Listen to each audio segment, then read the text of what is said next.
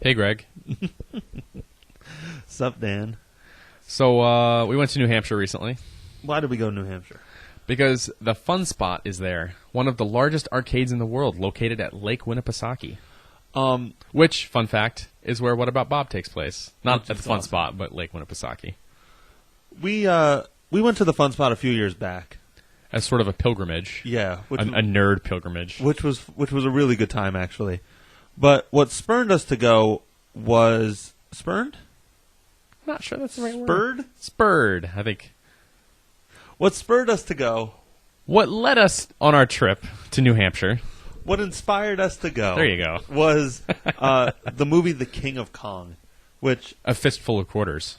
which I just want to point out might be one of my top 10 favorite movies of all time. Movies or documentaries? Movies. Really? Yeah, I watch it all the time. Okay. There's something really inspiring about that movie to me. Like, Steve Weeby's just such a nice guy. And, like, all he wants to do is prove how good he is. And everybody's such a jerk to him. And I understand that, like, it's a documentary. And it's, like, not a real factual documentary. It's definitely edited to be that way. But I think it's just a really, like, good story about something I'm interested in. Do you want to just sum it up real quick for people that aren't familiar? Yeah, just very, very briefly. Steve Weeby's this guy who basically set the record for the highest Donkey Kong score of all time. And the entire movie is basically the quote-unquote governing body of these type of thing, Twin Galaxies, just jerking Steve Weeby around. And they don't really count his score because they say it was like a weird board, and then he goes to the Fun Spot and tries to prove how good he is, and he beats all these records, and then it's just an interesting And there's sort story. of like a villain in it. Like, there's a guy he's competing with. Billy Mitchell is his name. He owns the record in Pac-Man and Donkey Kong and a bunch of other like weird things. So it's kind of an underdog story in a sense. I mean, it's absolutely like an outsider story. Underdog. So it's just a good movie. It's a well-paced movie. It's really interesting. And Steve Weeby's just a totally likable dude. So we went out to the Fun Spot, though, because in the movie you see that this is the arcade machine that all these records were broken on and stuff like that. And this is supposed to be the largest arcade in the world. We're not exactly sure what that means, like square footage, number of machines. I don't know. I heard there's a really large one out in like Ohio or Illinois. This arcade is very big. Don't get us wrong. No, it is. But it's huge. Just like if something's going to be the biggest in the world, you expect it to be like monstrous, and instead it's just really big. Yeah. So I'm not going to totally debate their credentials. It doesn't really matter. We haven't like looked up the Guinness Book like record for it, but it's a big arcade, and they have a lot of really like vintage stuff. Like they have a Donkey Kong machine. They have a Star Wars machine. They have Super Mario Brothers. Yeah, all the classics. Like Pac-Man. Yeah. Stuff like that. Galaxy Defenders. Is that a thing? Is that even a game? Did you just make up a game, Greg? I'm sure. Galaxy Defenders should be a game. Did you just make up a really important game? Yes. Space Invaders. Yeah, they have stuff that you would not see at regular arcades. So it's kind of like an impressive, and it's like sort of a museum, sort of a arcade, and just kind of it's a really just odd place. So it's just this was our second trip out there. But I do sort of want to talk about a few things. The first one being that I don't know if I'm actually a retro game fan or not. I would say I'm a fan, but I don't know if I enjoy them that much. Was there any game there that really just inspired you to keep pumping quarters into it? If we had more time, I probably would have played more Star Wars. We found that towards the end. And we're kind of, I mean, it was, like a 3.5-hour drive for us to get there. And we'd already been playing games for a long time. And, we weren't going to be there all day. So I didn't spend as much time with Star Wars as I probably could have. But I legitimately love that arcade game.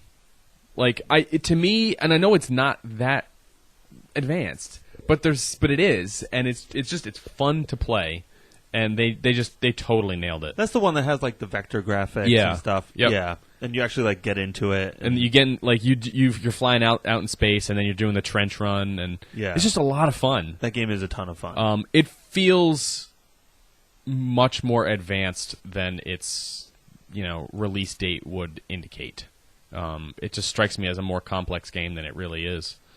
The Simpsons one, I would have played more of that if you guys had been up to it. Yeah. A sort of issue with arcade games is that you just don't know how much more is left. Yeah. If you had been like, Greg, there's only 2 more stages, I might have kept playing. But that was literally the last thing we did. I was beat by that point. Yeah, you looked pretty tired. And like the idea of just hitting that punch button. The Simpsons game requires virtually no skill. Yeah. You just have to have quarters and fingers, and you can beat it. I was just not feeling it at that point. Yeah, I have never beaten it. I mean, I've played it numerous times and gotten to various points. I think I just kind of wanted to beat it to say I had beaten it and played it all the way through. I have fond memories of that game. A lot of the other ones are essentially just the cabinet version of a Nintendo game, which, while I have an appreciation and nostalgia for retro games, I don't love playing most of them because they're really hard. And these games are also really hard. And they're supposed to be. They want your quarters, as we've discussed previously. Was it the fighting games episode we talked about that? The beat-em-ups. Yeah, beat-em-ups. So, as fun as it is to, like, kind of plod along in this place and plop a quarter here, plop a quarter there, most of them were kind of eh. But although there was that really great racing game, though. I got really into that one. Oh, that game was a lot of fun. I pumped a lot of quarters into that one. I wonder what makes the difference between a fun and not fun game in the arcades. I didn't feel like I was getting screwed. Like, it didn't matter if I died. It was like how far I could get with my gas tank. That's a good point. A lot of those games I definitely felt like I was getting screwed. Like, I was just so overwhelmed that I couldn't even get a firm grasp on what was going on most of the time. Yeah. So I played like a lot of the retro games, but I was never terribly inspired to throw another quarter in. It would be like, all right, I played Double Dragon, or all right, I played Donkey Kong, or I played a round of Pac-Man. It's like, these are all fun. Like, you play one level. But I played like one level. You're I played good. 1 quarter's worth. And Yeah. then I said, you know what, I'm going to move on. I wish I understood why I enjoyed those games so much when I was younger, and why I get so little enjoyment out of them now. I think it's because video games have evolved and become much more complex and dynamic, and they've moved away from these. I mean, they had story, they had plots, and they were to some degree complex at the time. But like, games have expanded and evolved to such a degree now that like it's almost night and day. And like, I feel like our tastes, as we've gotten older and more sophisticated in our gaming, I think those games just don't fill that niche for us anymore. That sort of like entertainment niche in our head. My sort of fear, this is only a sort of fear, is that I'm getting lazy as a gamer. I don't know if games have evolved or devolved. Does that make sense? It does make sense, and I think I know where you're going with this, but you please continue. So, I'm not totally sure if... Games were obviously harder back then, but I persevered and I played through a lot of them. Games I'll play now, I'll get halfway through the first stage and I don't know how I beat this when I was a child. I'm afraid... I don't know if games have become so advanced that now these primitive games are just hard for us to comprehend, or if games have brought themselves down to like our level so that we just expect all this stuff out of games, like infinite continues and save points, regenerating health, stuff like that. Like, I'm afraid that I'm getting lazy as a gamer. I understand like where that thought comes from, but I don't agree with it, because I think games overall may be easier, I'm not sure, but I think that their difficulty is more intelligent than it used to be. Like, I personally, as a gamer, don't want to keep doing the same thing over and over again. That bores me. Like, I can only do it so many times before, like, I'm done. And that's what often happens with old games, because you can only get so far. Unless you're using like cheat codes to have infinite lives or something, you're just not going to advance because you're doing it wrong or you're just not good enough. Like they're challenging in like a reflexes kind of way, oftentimes. Whereas like I always think back to like Halo, even on like heroic or legendary, like you can beat those levels, but you have to use your brain. You have to be careful. You know, the game rewards you for that sort of like attack and defend mentality of like strike and retreat, and do it intelligently and plan your attacks. Like, I mean, there is some planning and there is some of that in retro games, but largely not compared to what it is now. That's true. And I suppose the shift, you're correct, the shift has focused less on reflexes, and that does still exist, obviously. There are games like that. Like fighting games or whatever. Yeah. But it has shifted less from reflex-based stuff and more towards intelligence-based stuff. Like problem solving and like general more analysis, I feel like, of your environment. Critical thinking. Yeah. I agree with that. And that actually, I think, leads into a much bigger discussion that I don't particularly want to talk about today. But a perspective on games. I try to explain games to some people who are just completely outside of it, and they don't even have like the tools to understand what I'm trying to say.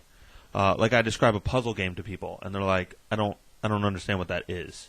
You know, or like I don't understand why that's fun. Right. Yeah. So I think most people, their cursory knowledge of games is still like Mario and Mega Man and stuff like that. They don't understand that games have evolved into so much more with plot and critical thinking and experimentation. Yeah, and stuff like that. They still see it as reflex, and that's it.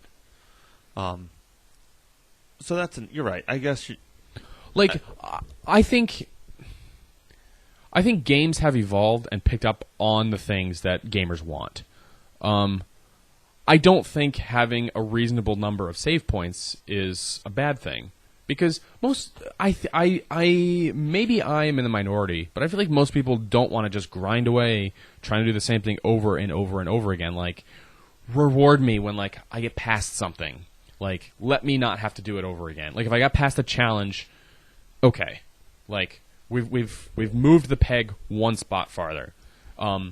And I actually kind of am thinking of a game that I think, from what I'm reading and what I'm seeing, kind of fails to do that, which is Alien Isolation.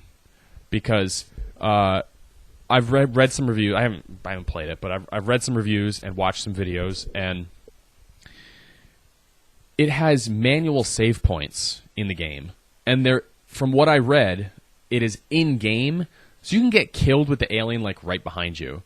And then you're boned because you just saved. You know? Like, that, I'm sorry, that's just dumb. That is already an extremely frightening and challenging game. And I felt like it kind of killed the game by having this wonky sort of save point system. In one of the videos I was watching, a guy, he did the same thing 5 times. And, he does it a little bit different because the alien isn't on it's not on a rails sort of thing. It's not scripted. Yeah, it's really dynamic in how the alien is going to respond. So the thing you do one time might not work, and then the next time it might. But seeing him, like, do it the first time, he's real careful, and he goes to each thing, and he's being really cautious. The second time, he bolts to the first thing. He bolts to the second. Like, he's trying to go as quickly as he possibly can. And, like, his strategy is changing as he gets more familiar with the level. But that sort of defeats the purpose of what you're trying to do, which is like you're not supposed to be familiar with it because in game you haven't done it yet. Right? Like it's sort of like you're getting like a glimpse into the future, and then having to keep doing it over and over again sort of screws up the mechanics of the game. Does that make sense? I suppose. I mean, I'm not terribly familiar with the game, so I don't know how it specifically applies, but I understand that. Like if you haven't seen what's coming up ahead yet, your first time through, it's almost like Edge of Tomorrow. Or is that, yeah. Where you start to sort of know where everything is and know how to get through the level, and the only thing fighting against that is the fact that the alien's not going to do the same thing every time. So there's some response to that, but like when I get past that alien, like give me a break. Come on. Edge of Tomorrow was really good, by the way. Yeah, you should go see that if you haven't seen it. Our first movie recommendation. Yeah, it was crazy good. Yeah. Podcast theme music go. Yes. Yeah, let's do that.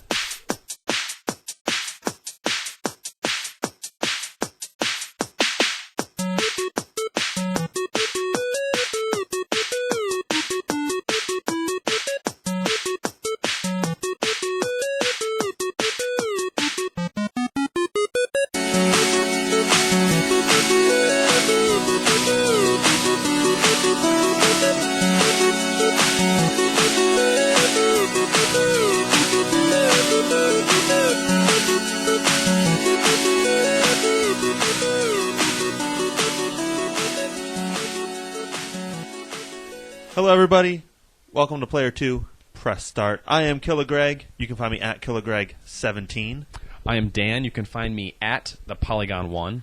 If you would like to find both of us, you can find Dan and I on Twitter at Player2, PLAYRTWO. And you can find us online at player2pressstart.com. So this week, as we alluded to at the end of last episode, we should have done this for podcast 15, by the way. Like, I don't know. I'm a weird stickler for like anniversaries and numbers and stuff. So I think this is 16, our Sweet 16 podcast. We're going to do something a little different. Jesus.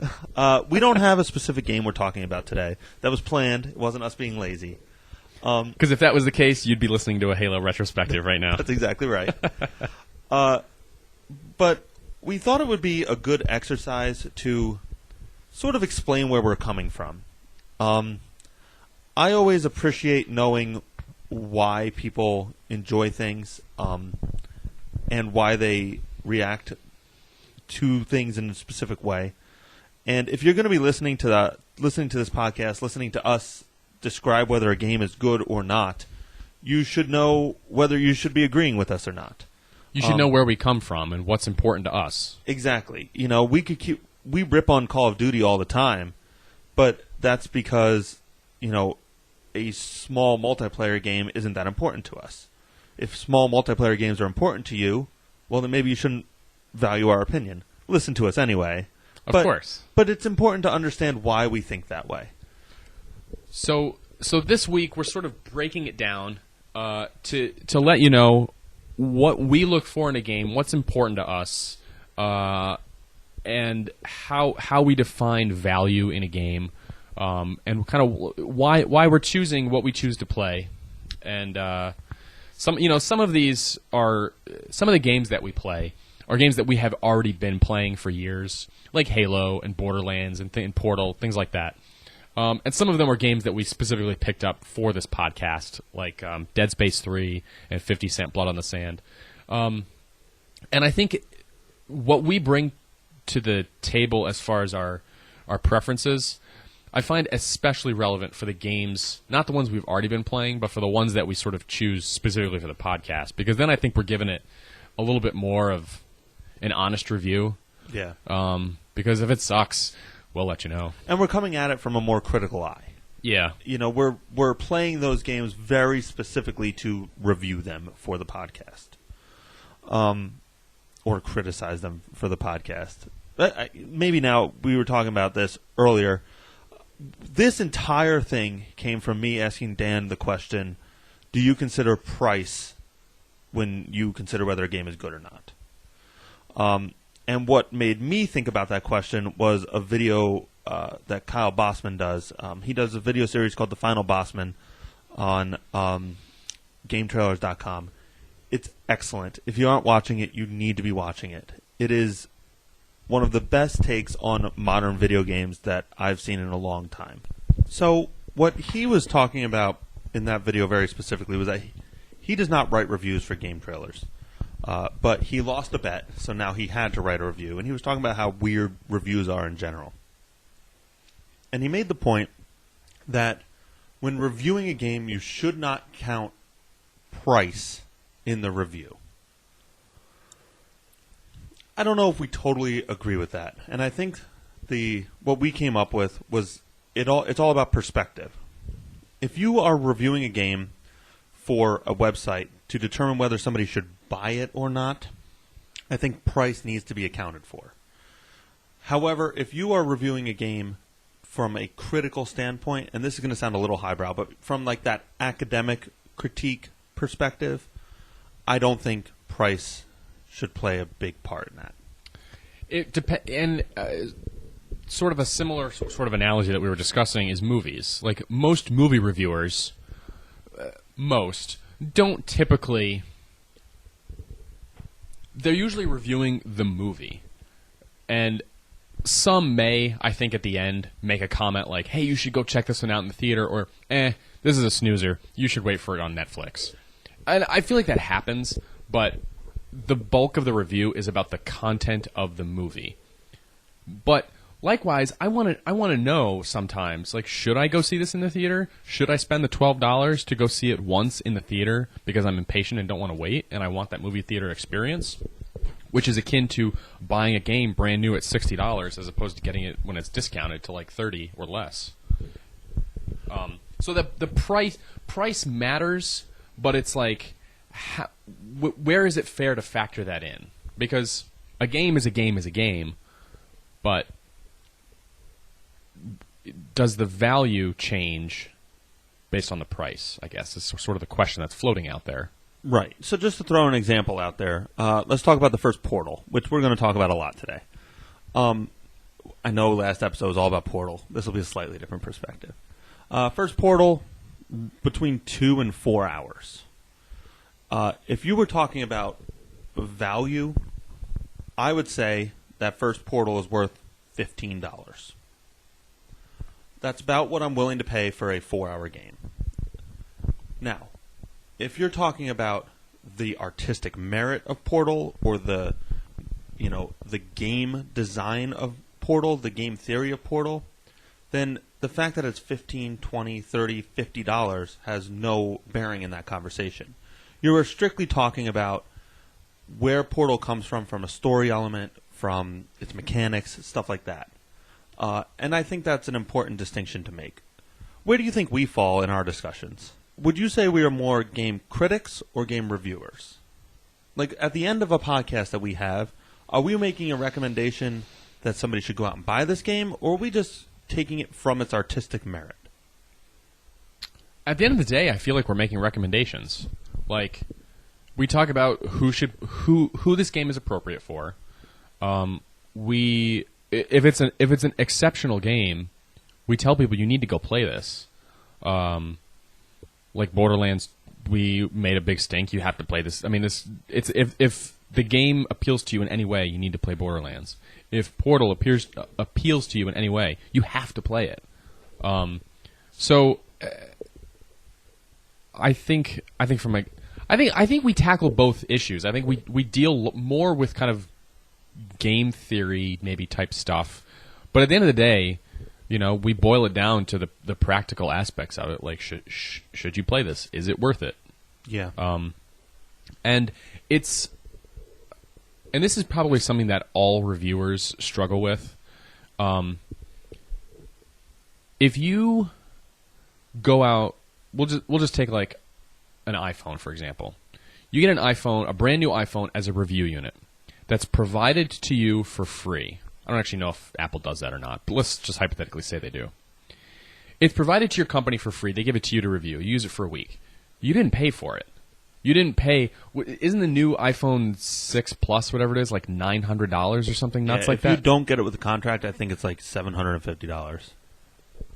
It might even be more. I think I heard somebody. Really? Yeah, I think it's like $900. Jeez. The big one.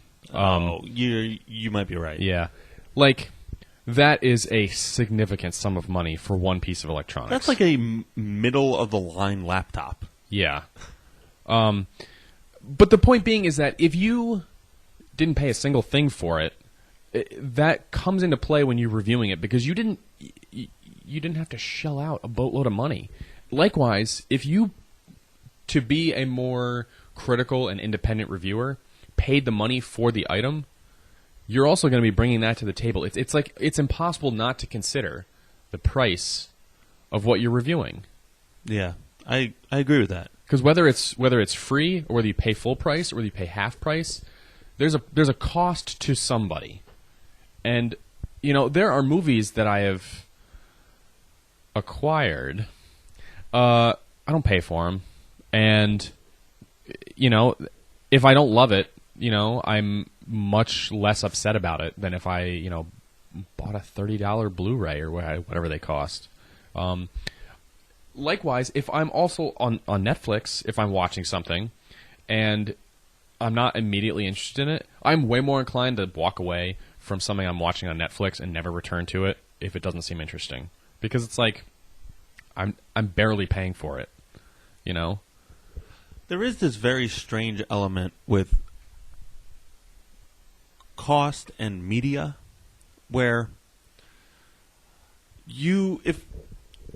say you bought, I don't know, a plunger. All right, you take it home. You use the plunger. It does not satisfy your plunging needs. Theoretically, you could take that back to Home Depot and be like, this is not what I wanted. I need my money back. I'd like to buy another plunger. You can't do that with media. I mean, I worked at a media store forever, and people would be like, I didn't like this. I want my money back. Tough nuggets. You have consumed the product. It is as good as you eating a hot dog. Like, you buy the hot dog, you ate the hot dog, you can't come back and be like, that hot dog wasn't very good. Yeah, the best you can do is get the used price for it. Right. If it's like a DVD or CD or something. Exactly. And you can't. I mean, you can sort of do that with restaurants and movie theaters. Like, if you complain enough, as a customer service thing, they might comp you or give you like a free ticket or free food or something. I feel like it's a real jerk move to eat your food and then want your money back. Yeah. Like, take a couple bites, and if it's not satisfactory, you have to be like, look, I'm sorry. This isn't what I need. I agree with you. Please, can you give me another meal or something? Mm-hmm. But you can't, like, watch all of the Vampire Diaries and then say, wait a minute, this was crap. I want my money back. Yeah. You have consumed that. Yeah. So it's very strange that there's no real way to find out whether you like it or not before you consume it. I mean, I guess that goes with everything. Like, I read a lot of reviews before I buy stuff online. Like, I've gotten in that habit. That's what I do. But I feel like if you're with like electronics, for example, I feel like you can get a real good sense of whether or not you're going to like something, whether it's a new camera or a phone or whatever, or TV. I feel like you can get a good sense of whether it's going to meet your needs. Because a lot of the components of it, you can kind of distill down and compare across like a spectrum of products.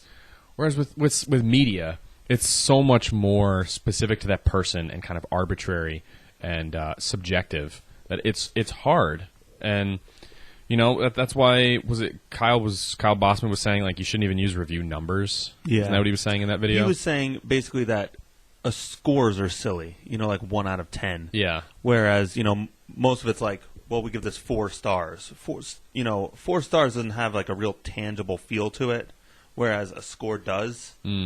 Stars could just mean like, this is a great product, given its, place in the market and all this stuff. Like, this is a 4-star low-end laptop.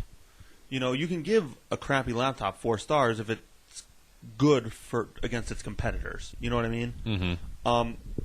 But when you give a game a 9 out of 10, you assume every 9 out of 10 is essentially the same. A 9 out of 10 for Flappy Bird and a 9 out of 10 for Red Dead Redemption, if you just see those two scores, you assume that they're comparable in quality. Yeah, which is not the case. Because, I mean, Flappy Bird would be 10 out of 10. Obviously. Red Dead Redemption. 2 out of 10. Yeah, too much dirt. Too much desert. So that's sort of where this conversation came out of. We're a little off topic there, but yeah. I'm going to steer us back on course. So the first thing we're going to talk about today is what we value in games. And then we're going to throw a few examples out there just so we have like this sort of baseline of what we value. So do you want to start us off? Sure. Okay, go ahead. We're going back and forth with these, right? Yeah. Okay. The general, after thinking it, Greg and I have been talking about this concept for 2 weeks. Yeah. 3 weeks, something like that. We've had various discussions about it. And I made up my list today of what's important to me. But ultimately, as a whole, the experience is what is important to me. And that's a real vague thing to say. Very broad. No, it is very broad. But like, when I say the experience, what I mean by that is like I want something memorable. I don't just want a time waster. There's a lot of games that they will occupy your time, but are largely forgettable. Especially a lot of retro games, I feel like, and puzzle games are a good example of that. A lot of like online first-person shooters are like that. Like I have few memorable moments from Battlefield 3 or 4 playing online. Like I can count on my hand the number of like amazing moments I had that stick with me. Like when I knifed those 3 guys in a row. Oh my god, that was so incredible. So I'm looking for. I'm looking for something that is going to like, and we'll touch on this later with two of the games specifically that we're going to mention later, but are almost haunting in the way they stick with you. I find my imagination wandering back to things like Mass Effect and Knights of the Old Republic often, especially Mass Effect. I just find myself thinking about it a lot, and like the world that they build and the environment and all of that. Like I want to be kind of swept away into another universe, another world, and the degree to which they successfully do that kind of is the amount of enjoyment I will get out of it. So one of the ways they accomplish that, my first item on the list, is story. And the two games that really come to mind for that are Knights of the Old Republic and Mass Effect. Star Wars games are definitely, for the most part, like second tier media compared to the movies. Like the original trilogy is terrific, and most of the games that have come out don't really compare. Like they're kind of goofy in comparison. Like the Jedi Knight series, like they're good, but like I played Jedi Outcast and Jedi Academy, and like they're good games, but they're still a little goofy. If that was a movie, that'd be a goofy movie. But still better than the Goofy movie. But Knights of the Old Republic, it has a solid story. You sort of have a mystery about your character, and all the backstories are really fleshed out and interesting. And it's kind of it's an adventure and it's a mystery, and it's like there's enough that's similar and enough that's different and enough that's new, and it keeps you engaged and it keeps you wanting to find out more. Similarly with Mass Effect, Mass Effect is a big mystery, and you're trying to solve it, especially the first one. Who are these? Who is behind everything that's happening? And I want to know. And they build it around this amazing science fiction world that is fully realized. So story for me is essential. A game like Candy Crush or Farmville, or even Minecraft, which you can sort of build your own stories with Minecraft, kind of. I'm going to be completely honest. Minecraft is like a huge gray mark in my video game knowledge. Like I understand the general premise, and I know that there's like an actual game, and then there's the what general everybody does with it. Then there's like the general playground of the game. But I don't get it at all. To me, it seems like a digital version of Legos, essentially. I mean, you can do whatever you want, and that's what I mean. Like you can sort of create your own. It's almost like a low tech version of like Gary's Mod, where you can kind of do whatever you want. Yeah. You can kind of create whatever you want. Like I used to create a lot of like zombie scenarios with Gary's Mod, where I would sort of create a barricade for myself and then pick off zombies and have like fun doing that.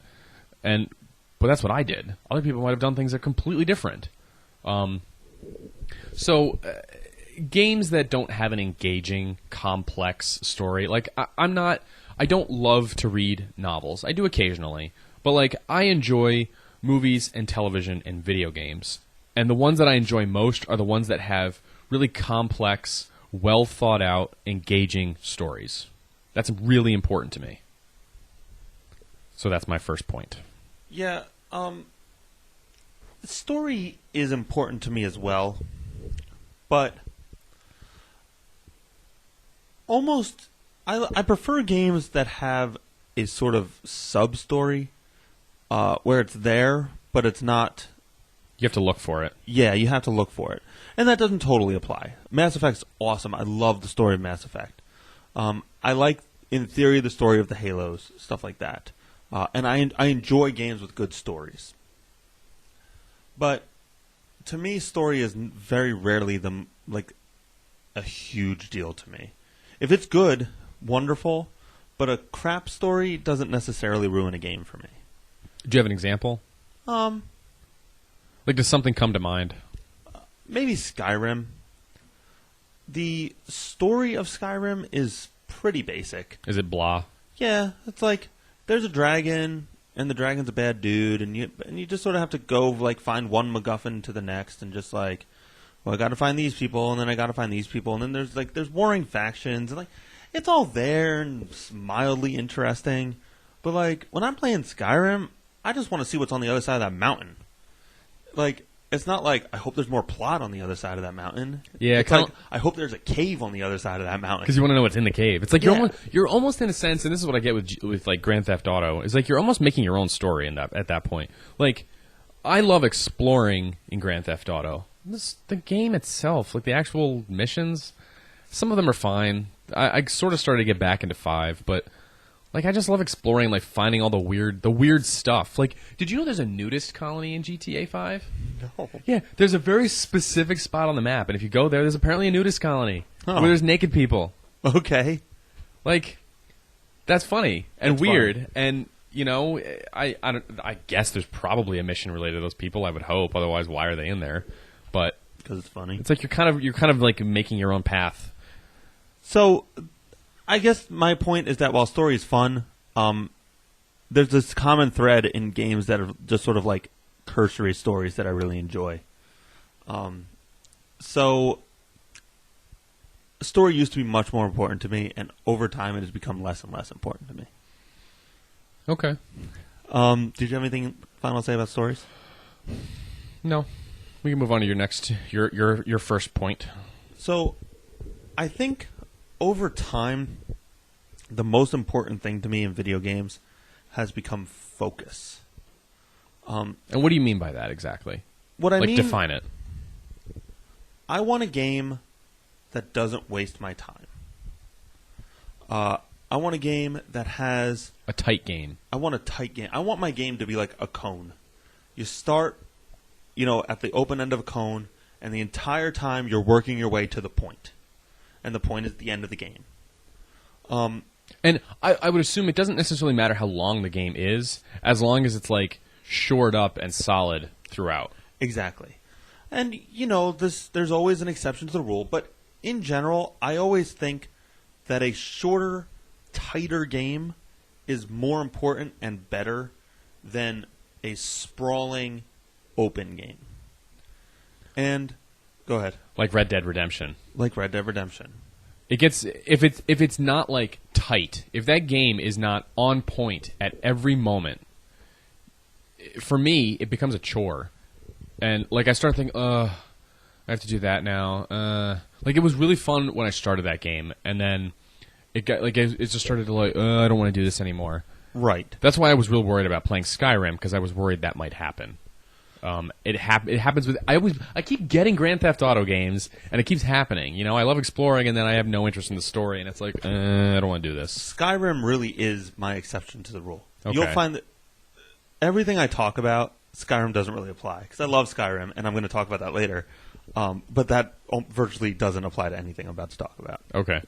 But just some quick examples, and the best example I can come up with. Arkham City. Everybody thinks Arkham City is like the cat's meow. It's just one of the best games of all time. An achievement in video game. I think Arkham Asylum is an infinitely better game. It has almost all the exact same mechanics as Arkham City. It's just a focused adventure. You're going from one crazy person's lair to the next one.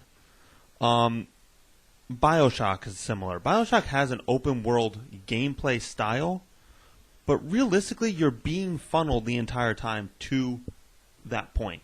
You can go around like little levels, but they're tight levels, and when you're done with one level, you move to the next level. Arkham Asylum, you're in Mr. Freeze's lair. I don't think Mr. Freeze is in that first one. You're in Poison Ivy's lair. You're in her area. You've got objectives. You're doing those objectives. When you're done, you move to the next area. You know what I think is a really interesting, balance for that is Destiny, because Destiny takes place on multiple planets, and so you basically got a map. You've got a map screen before you select your level and then load into it.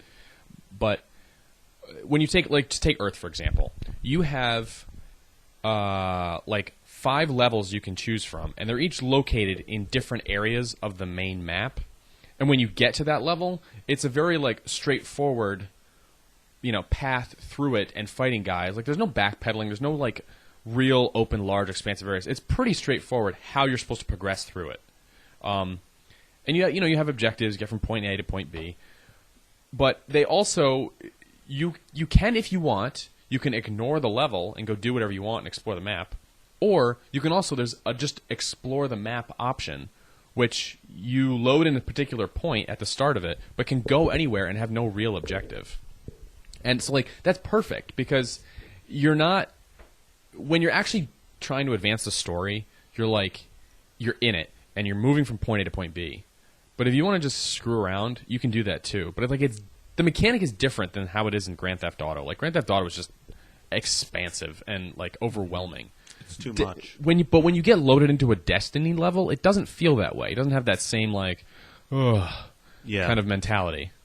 And my limited experience with the beta, I definitely understand what you're talking about. And that's like a rare balance that I've seen in games, like to be somewhat open world, but also like rein it in when you actually need to advance. And that's what Arkham Asylum does so well. So yeah, focus in games. Like I want a tight experience. Go ahead. My next choice, world building, which is a category that we've discussed for each game review.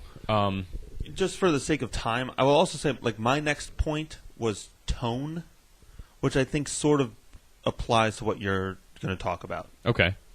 And world building, for me, is tied, or can be tied very closely to the story of a game. And so I think of games like Mass Effect or Halo. They flesh out their world, and when I play those games, I get drawn in. Like I'm in that universe, and I sort of forget what's going on around me.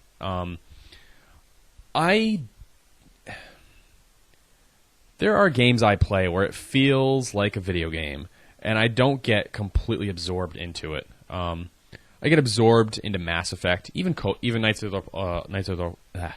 the Old Republic. Wow, that's a tongue twister. The level of attention, the attention to detail, is important for me. A good example is Portal. Like, Portal is going for a particular aesthetic. It's going for a specific environment, especially the second one, like with the different eras in the laboratory. That attention to detail. It draws me in because I'm impressed that it feels more real. I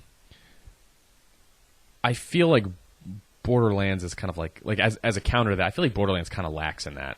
A lot of the areas, they feel a little empty to me, especially like the landscape. There's just not enough stuff. Like, compare Borderlands to like Dead Space 3.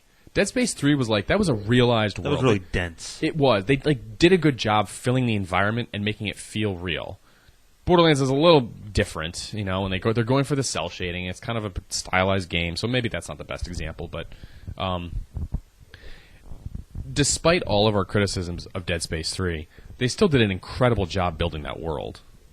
It was the crowning achievement of Dead Space 3. Yeah. Was just how real it felt. Yeah.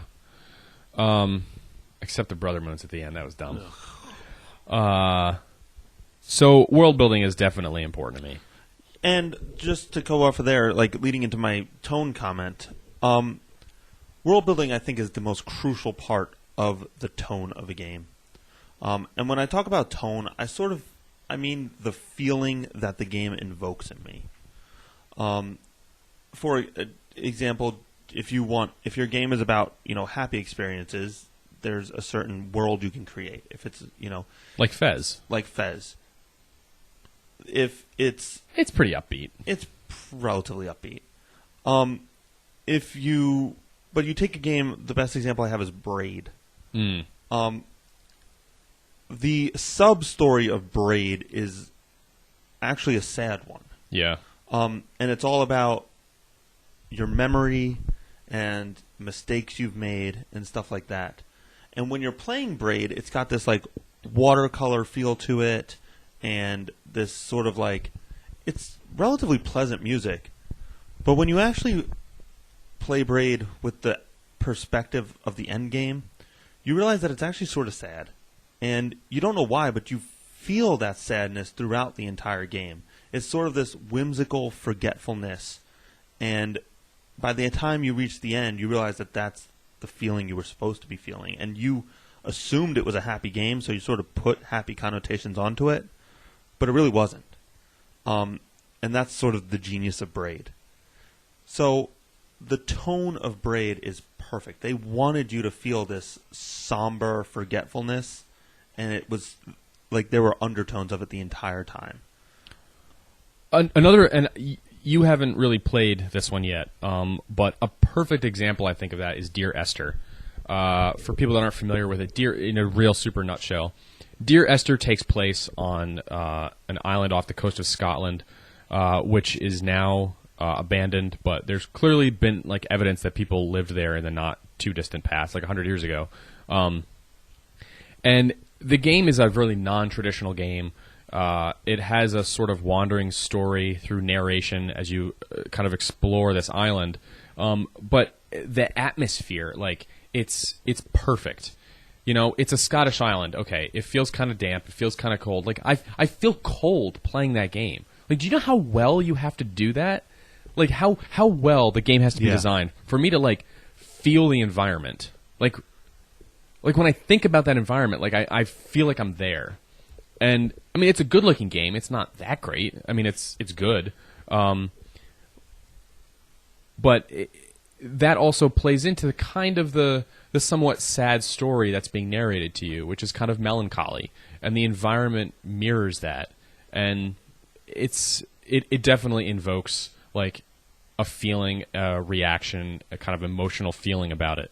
That game does a really good job of it. And that's what's important to me. I don't necessarily care what kind of tone you're trying to project to me, but your game needs to feel like that tone. And even really subtle ones. I like games that make me feel sad. Just a heads up.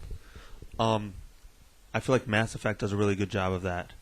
The sort of like techno music, it's kind of melancholy. It's very melancholy, and it's all just slightly off key. Like, yeah, all of the music, weird. It's sort of wobbly and like a little sharp. Like it's good, but it's not enjoyable. Yes, and it instills this feeling of dread for the entire Mass Effect trilogy. Yeah, and even in the areas where there's nothing to be worried about, like the Citadel, like there's still this kind of real subtle underlying sense of like uncomfortableness. Right, like something's not quite right. Yeah. And that's beautiful. And I think Halo does a thing too. Halo is a much sadder game than anybody gives it credit for. And that game, especially 3. And that game actually does a really good job of giving you that sort of melancholy feel too. I feel like as time goes on, just as a quick little tangent, I think soundtracks for games are getting way more attention.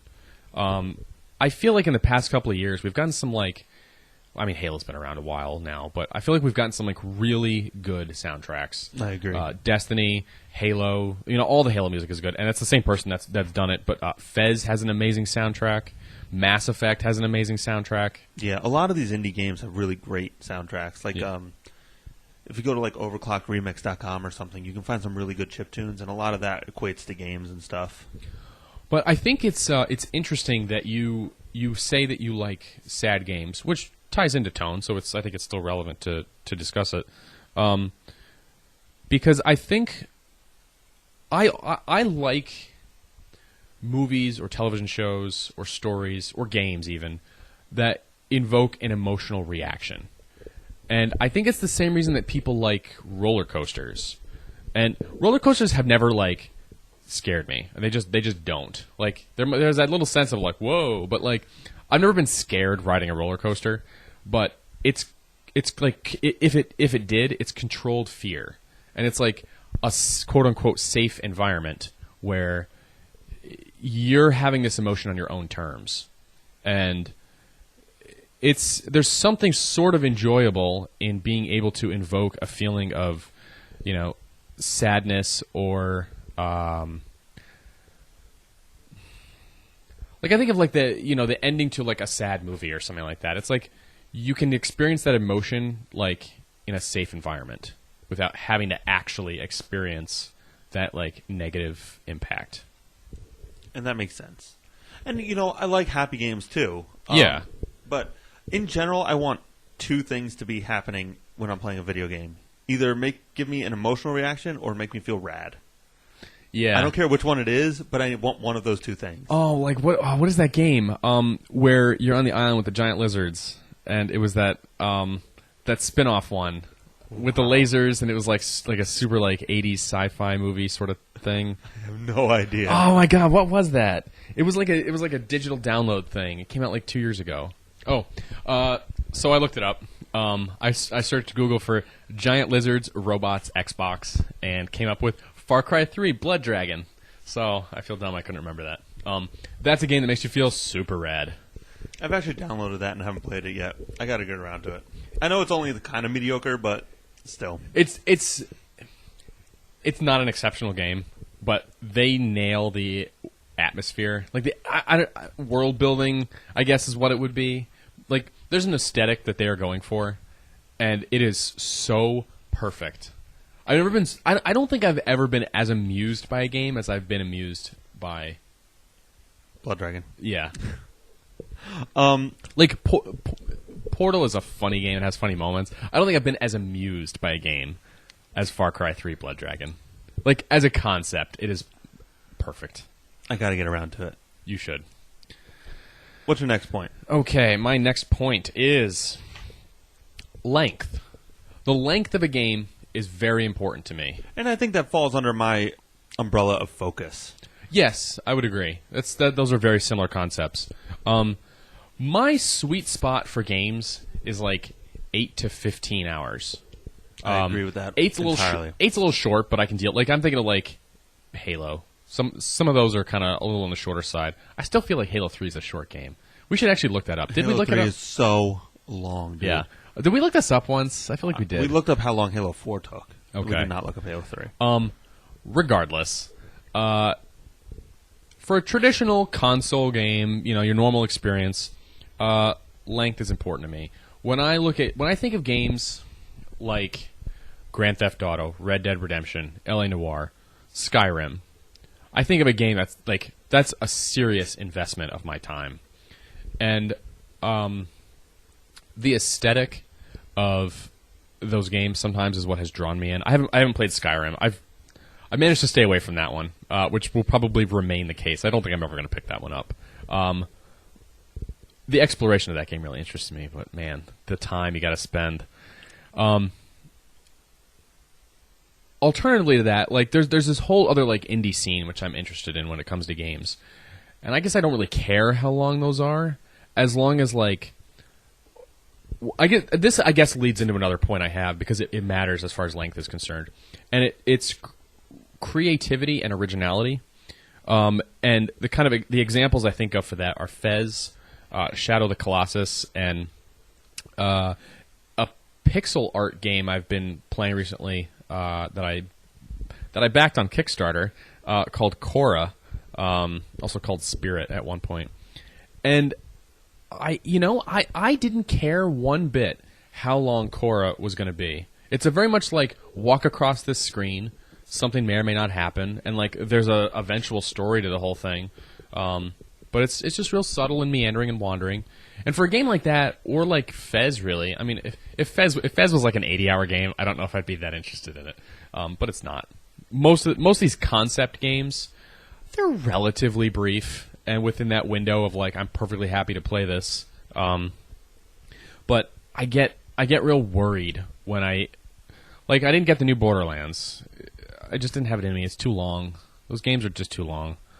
I think I'm gonna be strong and not get another GTA for a couple of generations. I should just stay away from Rockstar pretty much altogether. Maybe if they come out with LA Noire 2. That's the only game I'm interested in. Yeah. They'll do something. They'll suck me in. They're real good with, like, aesthetic. They're real good at it. The other thing is there's sort of this, like, upswell of activity around a Rockstar game. where you almost just don't want to be left out. It's like literally everybody you know is going to be playing Red Dead Redemption 2. Or at least they make you feel like they will be. Right. So you're just like, I guess I have to get this, otherwise what am I going to do? All my friends are going to be playing this. I can't even call them on the phone and talk to them. Like, they're going to be playing GTA. Yeah. Got to get it. So I have this kind of view on length, which is kind of at odds with itself. Because for a traditional game, like, it's got to kind of be in that sweet spot. Otherwise, I'm just not going to finish it and probably not get it in the first place. Like Dead Space 3. If that game was 15 hours instead of 25, I think our opinion of it would have been significantly different. Yeah. Quite frankly, I would have been fine with that game being like 8 or 10 hours. Well, that's absolutely true. But not because it was so long, but simply I'm okay with a game that's a little short than a game that's a little long. I would rather end it wanting more than end it thinking, that was a level too long. So, length. Length is important. Yes, I agree with that. Anything left for length? Yeah, actually, one other thing, which we are a co-op and multiplayer centric podcast. Length is a real hard thing to judge for multiplayer games. And I'm thinking when I say that, I'm thinking like Halo, and which I mean realistically we haven't played Halo multiplayer for an extended period of time in a while. Like Reach was it, I think. Yeah. We played like 0 multiplayer for Halo 4. Well, you're talking about competitive multiplayer, not cooperative stuff? Correct. Okay, yeah. But when I say that, I'm really thinking of like Battlefield, because I don't know how to. I'm nervous to get those games because I don't know how long I'm going to really realistically be playing them, and there's like an amount in my head that feels like enough, but I don't know what it is. Right.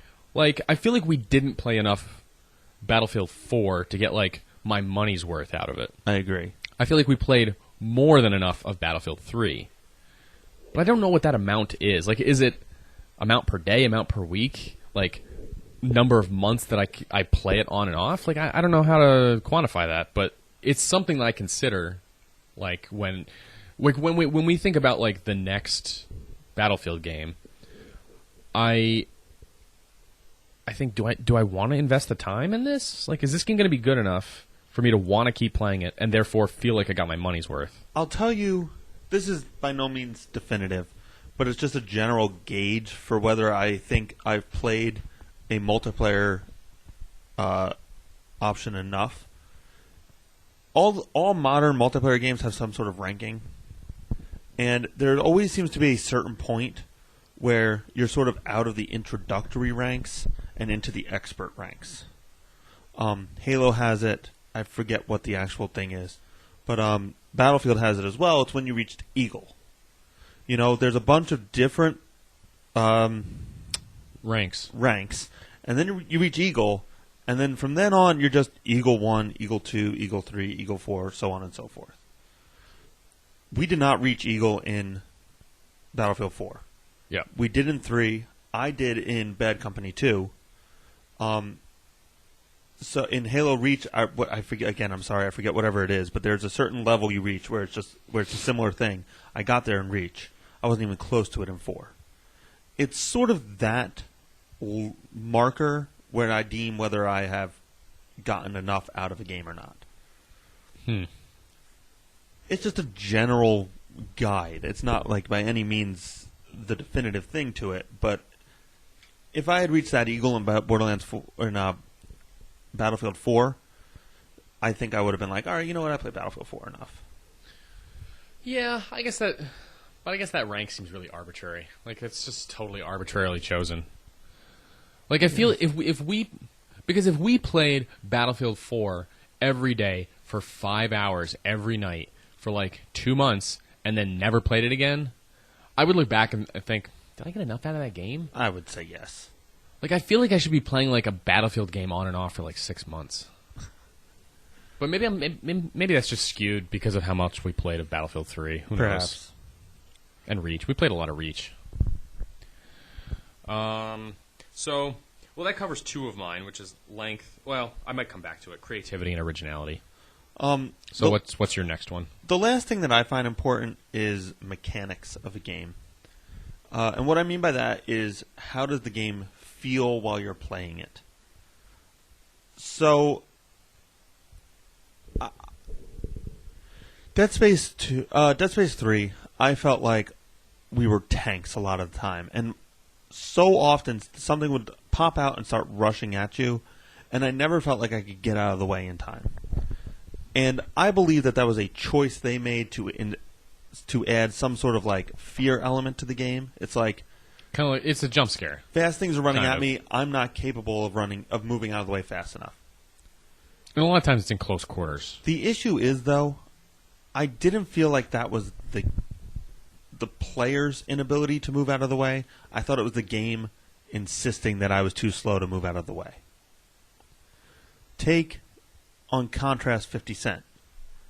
50 Cent, you were incredibly mobile. So, you wanted to be diving around, you could dive around. It was not an issue. You wanted to run, you could run. You always felt really good playing 50 Cent. I didn't feel like I was a tank. I didn't feel like my character was being hindered by the game mechanics. And this goes back all the way to original console games. Like, you look at Mario. You mentioned this one a lot. Like, yeah. If it just the jump feels right. It is the master class in game mechanics. Everything feels exactly right. And that goes for pretty much like all the early Mario games. All of them just feel solid. And in retro games, that is just the defining thing between the good and junk games. You can tell a Mega Man or a Mario or Metroid isn't the best example, but it's still I was going to say Metroid, but it's like these all feel really crisp and just spot on. I always think of like games that I was never super interested in playing for various reasons, but one of them is I feel in I haven't played Tomb Raider recently, so I don't know if this is still the case, but I've always felt that early in that series, your character was like real sluggish. Like almost like not quick enough to respond. Like, and I know it's a third-person game, so I don't know if that really has anything to do with it, but I didn't really get that feeling with Mass Effect, and that's a third-person game. And I also got it with Resident Evil.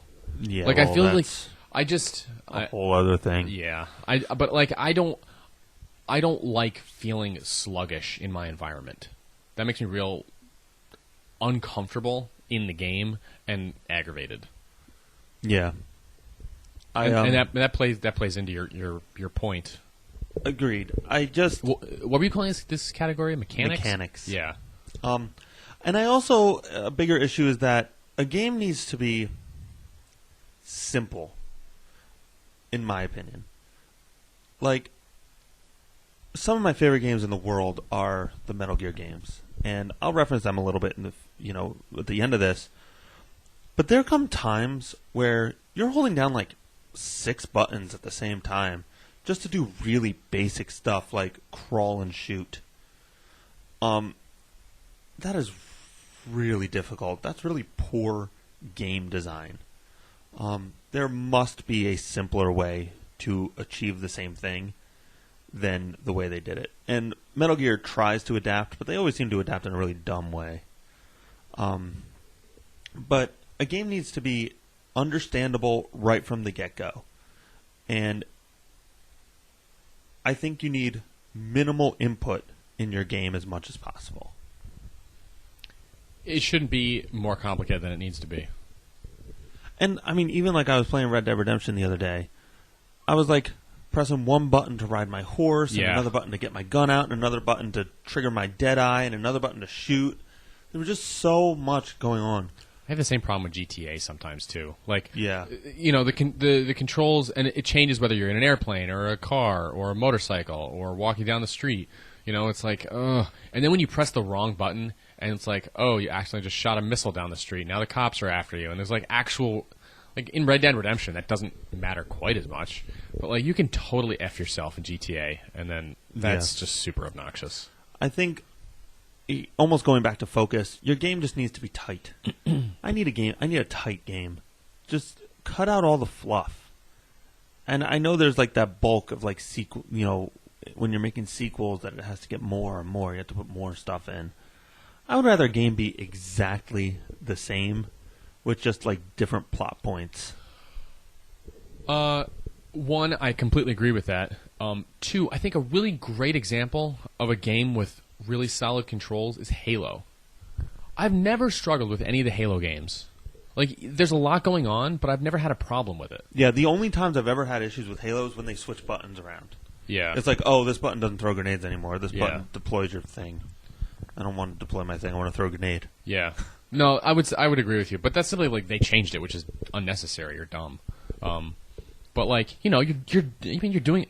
I don't know. Maybe you're not doing as much as I think. I mean, you're running, you're jumping, you're shooting, you're throwing grenades, you're throwing special stuff. I guess that's it. Maybe it's.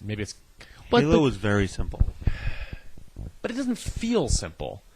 So, it's a complex game that they've distilled down to the level of complexity that it's required. Like they don't overdo it, and that's what I appreciate. And I think maybe the problem is like Red Dead Redemption and GTA. They're essentially like life simulators. How do you simulate all the things that a person does in a day with like, the 10 buttons on a controller? I mean, that's not really possible,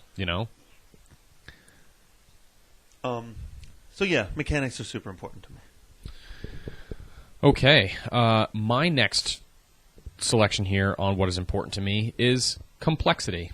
And I think the best way to illustrate this for me is kind of the difference between, in my opinion, really vapid mobile apps and mobile games, and what I kind of consider real games.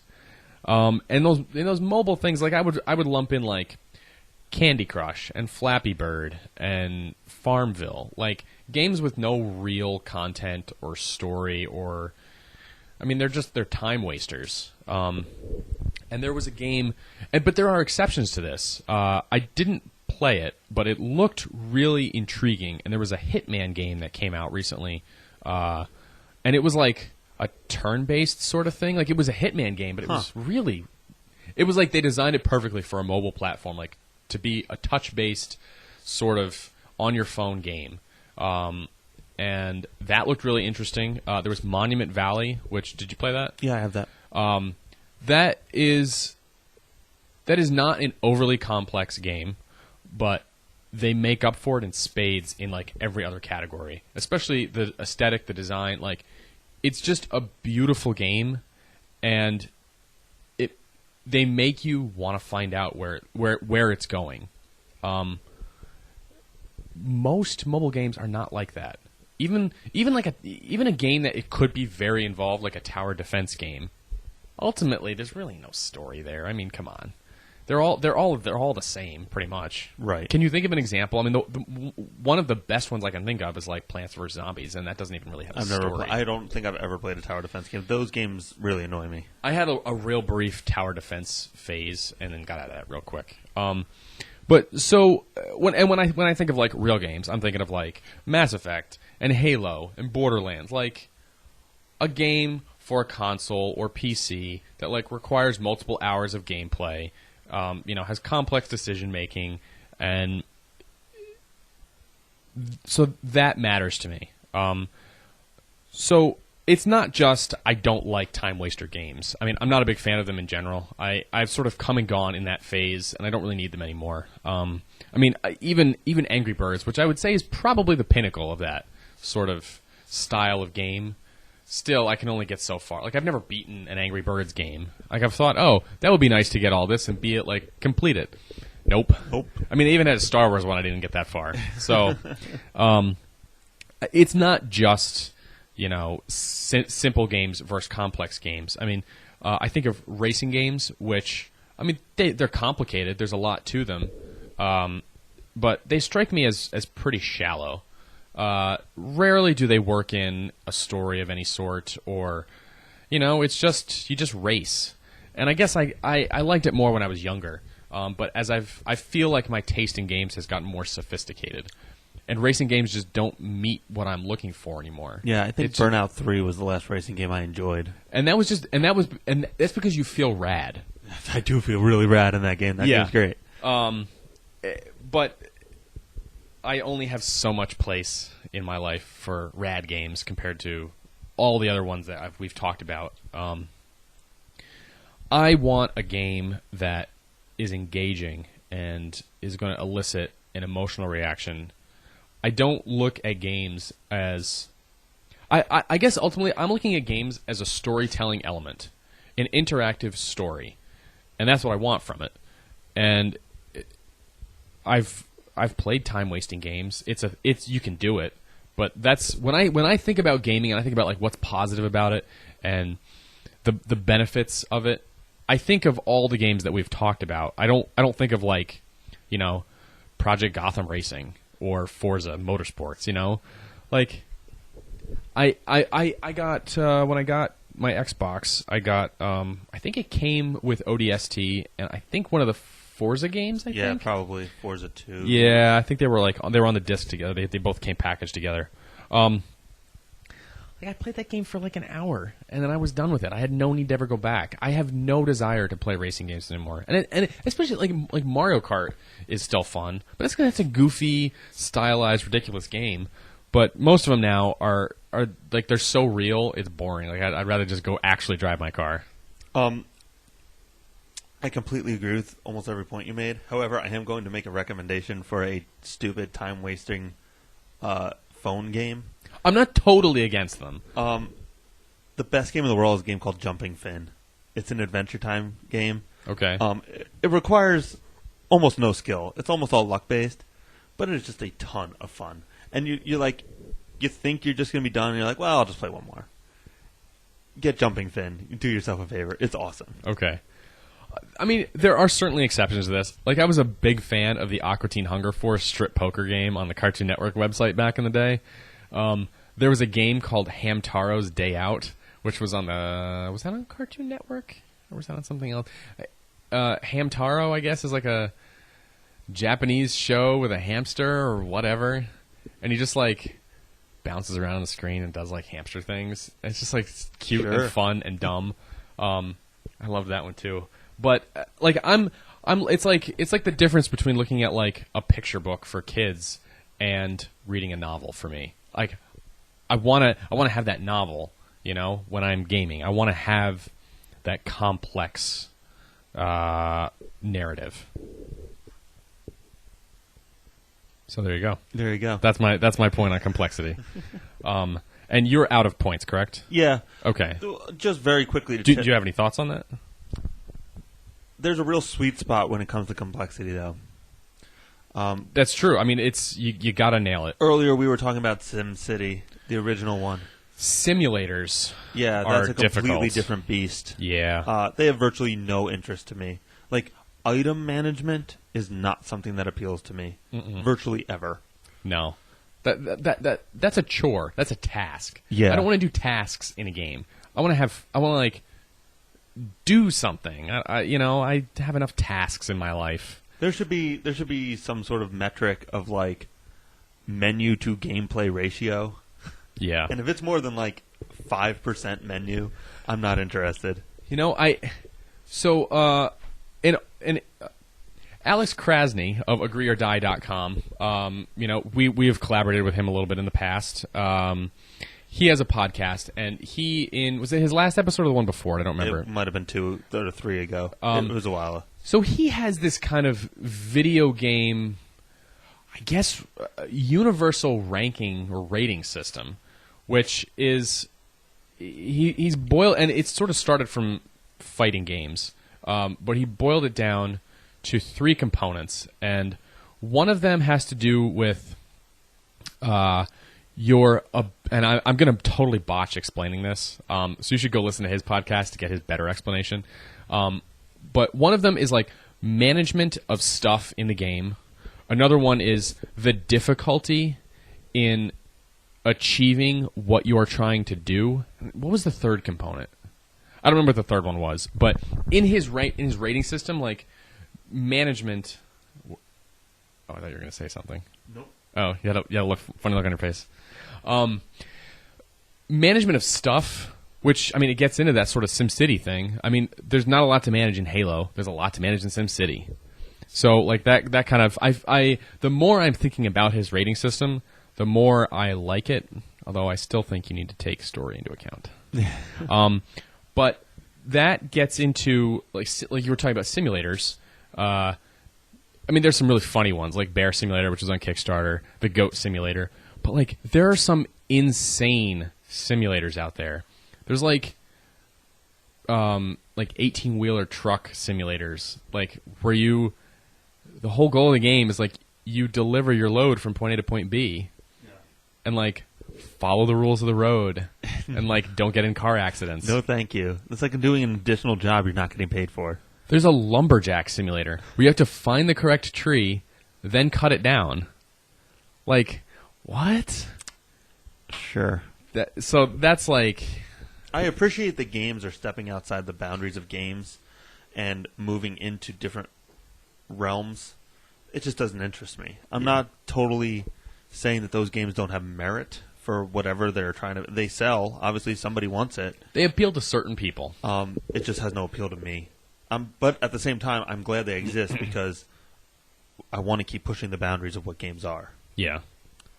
But those are games certainly where, from our perspective, for what is important to us, they take complexity way too far. Way too much. I need a game to be much simpler than that. Like, GTA is getting too complex for me. Like, I don't want honestly, I would like to just turn the police off. I wish that was an option.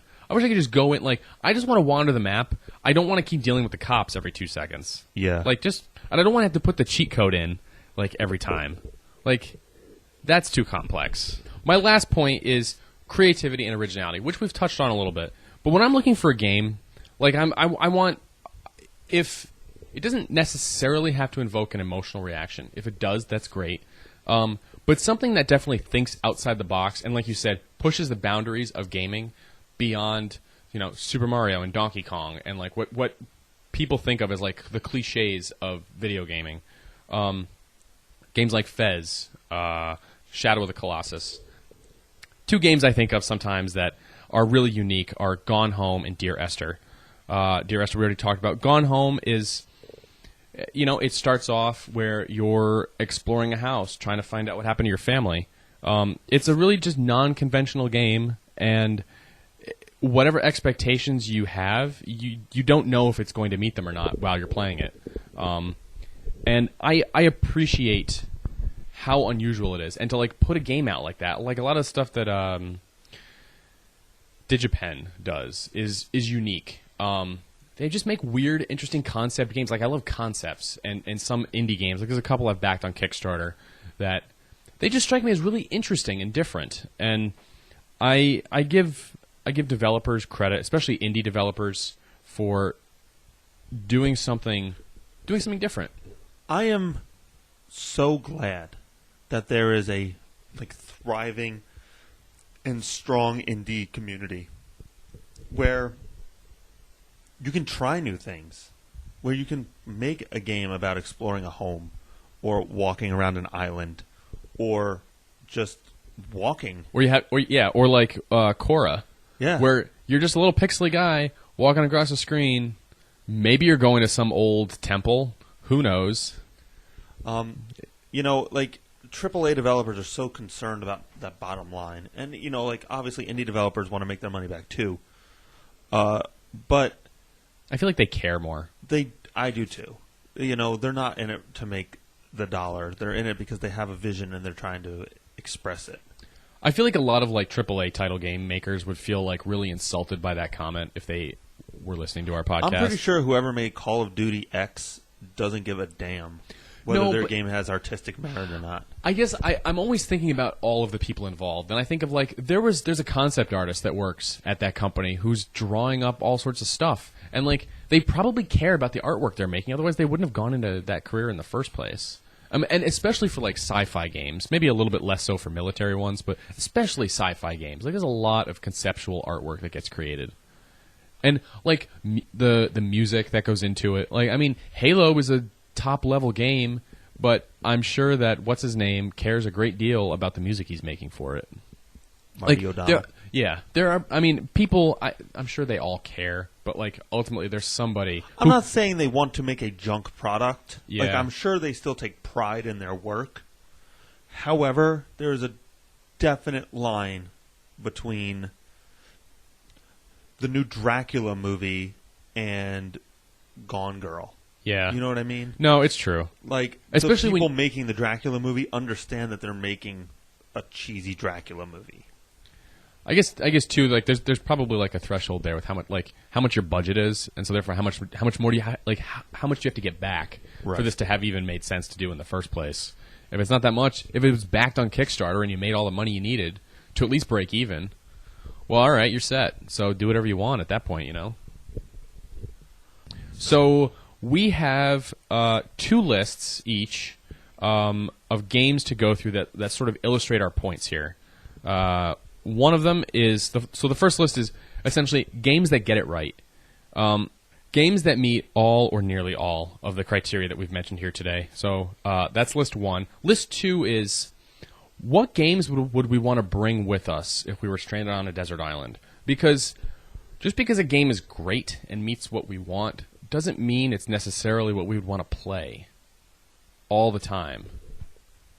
There's actually 3 lists. What's the oh, you're right. The third one is games that get it wrong. Games that suck for one reason or another. Not suck. Super suck. But fail based on our criteria. Suck from our perspective. Not suck. That's not what I'm saying. I'm just being obnoxious. It's working. Wow. I'm fucking with you. We are no longer friends. Podcast over. So much for our Sweet 16. Click. You won't even be listening to this. Website shut down.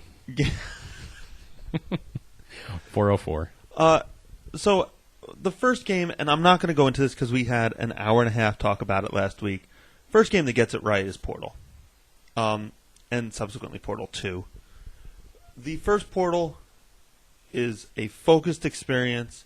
It sets the tone tremendously appropriate. And what makes the first Portal's tone so interesting is that it's a humorous game, but again, there's this underlying like sense of abandonment, loneliness, and despite the fact that Gladys is making funny comments, they're all sort of derogatory and underhanded, and the tone of Portal is genius. And mechanically, from my perspective, everything feels exactly right. Your jump feels perfect. Your portals make the perfect sound when they land. You know, the shooting is great. The first Portal is just the perfect game. It's tight. It's perfect. Perfect. With a P. Yeah. What do you think gets it right? I think that Knights of the Old Republic gets it right. That game has an engaging story. World building is top notch. I especially think of like Tatooine and Manan. Those are like really solid worlds. I think you go to. Do you go to Korriban in that one? I think you do. Maybe that's. I sometimes get the first one and the second one confused a little bit. I think you do in that one. Length is. That is a longer game. It's a little bit longer than what I would normally play. But there's no like dull point in Knights of the Old Republic. They keep it going and they keep you like engaged. Like, you're from one location to the next, and it never stops. And I think so. I think the length for that is just spot on. Complexity. It's a complex game, and it's really interesting because it's an RPG. It's like an action RPG, and it's still very much an RPG. But they make it feel like it's not. Which, for me especially, like, I'm just not an RPG guy typically, and that makes it feels more action-packed to me, and I'm more used to action-y type games. So even though it is more or less an RPG under the skin, they managed to hide it. And creativity and originality doesn't fit the game. It's not like the games that I listed for that category, but it certainly, at the time, there were comic books that dealt with that time period in Star Wars' history, more or less. But for video games, that was something new. And they remained true to Star Wars while doing something new and creative, and like it was their own. Like it feels like Star Wars, but it feels different. And so that, I mean, for me, that hits like every point. The next game on my list is Shadow of the Colossus. And I will state right out the gate that this does not totally abide by my mechanics point. The mechanics of Shadow of the Colossus are clumsy at best. There's a lot. It's a real struggle, especially when you have to do stuff on your horse, like to be riding the horse and shooting arrows and jumping off and jumping on the Colossus and stuff. It's not always really spot on. It's not totally intuitive. It's pretty frustrating. Like I'm working my way through that right now. It's a little frustrating at first. I don't remember being so frustrated when I played it originally. When I play it now, I'm like, this is frustrating. So I don't know if like games have evolved since it originally came out, or if it was always frustrating. But I will say it does not totally abide by the mechanics banner. However, the focus of Shadow of the Colossus is incredible, and the tone is through the roof.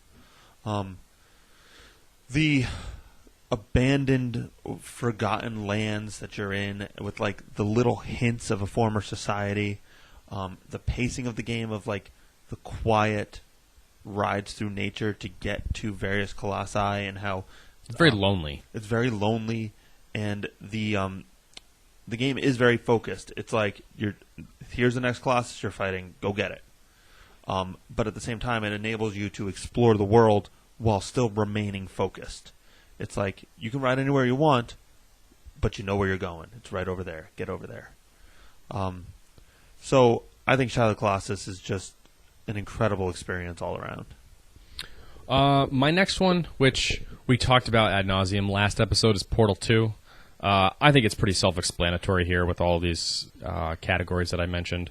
And to the degree which we discussed it last time, I think that one's covered. So we can move on to your next one. My next one, I think this is on your list as well, is Gone Home. Yep.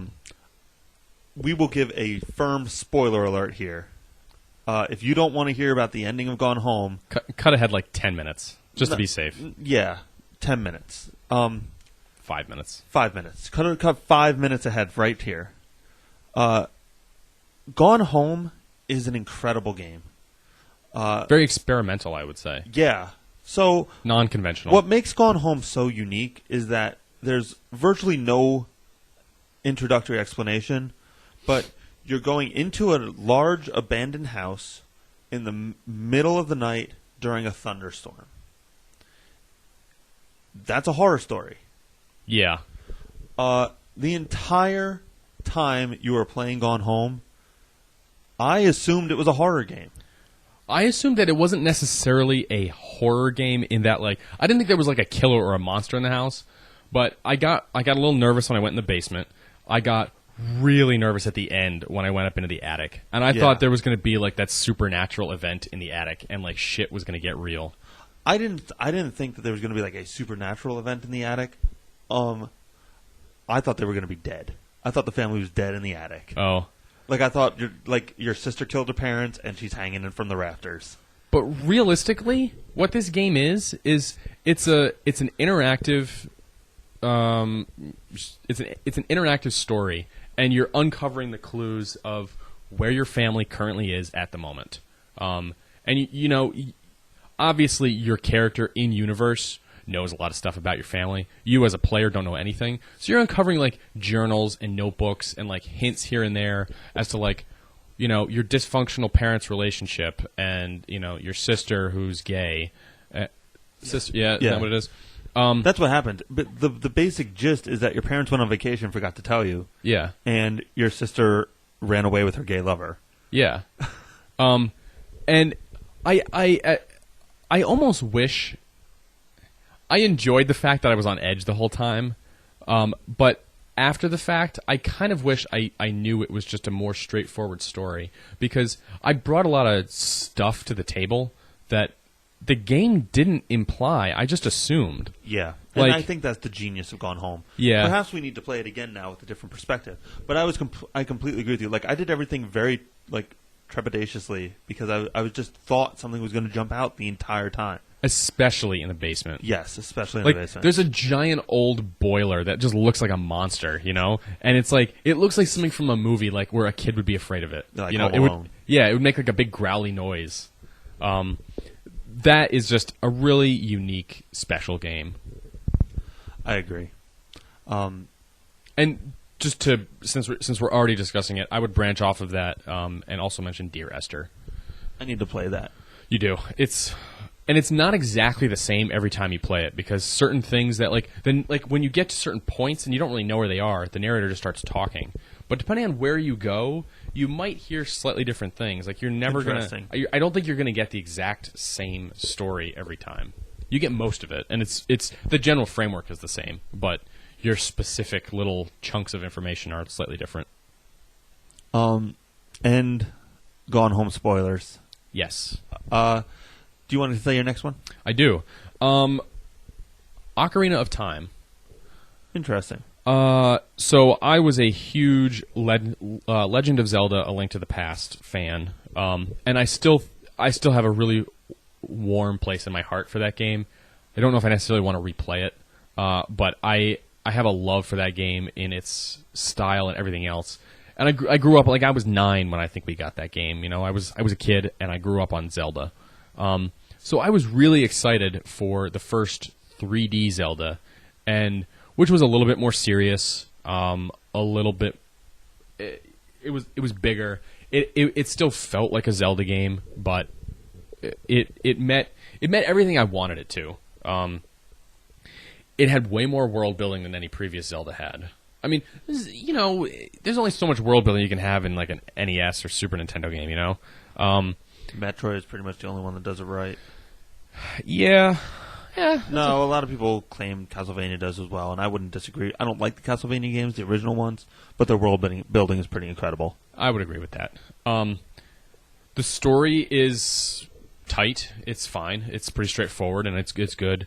World building for a Zelda game up to that point was the pinnacle. I mean, it's obviously gotten better since then, but it was. I'm giving it credit as being essentially like the first in a 3D series for that game.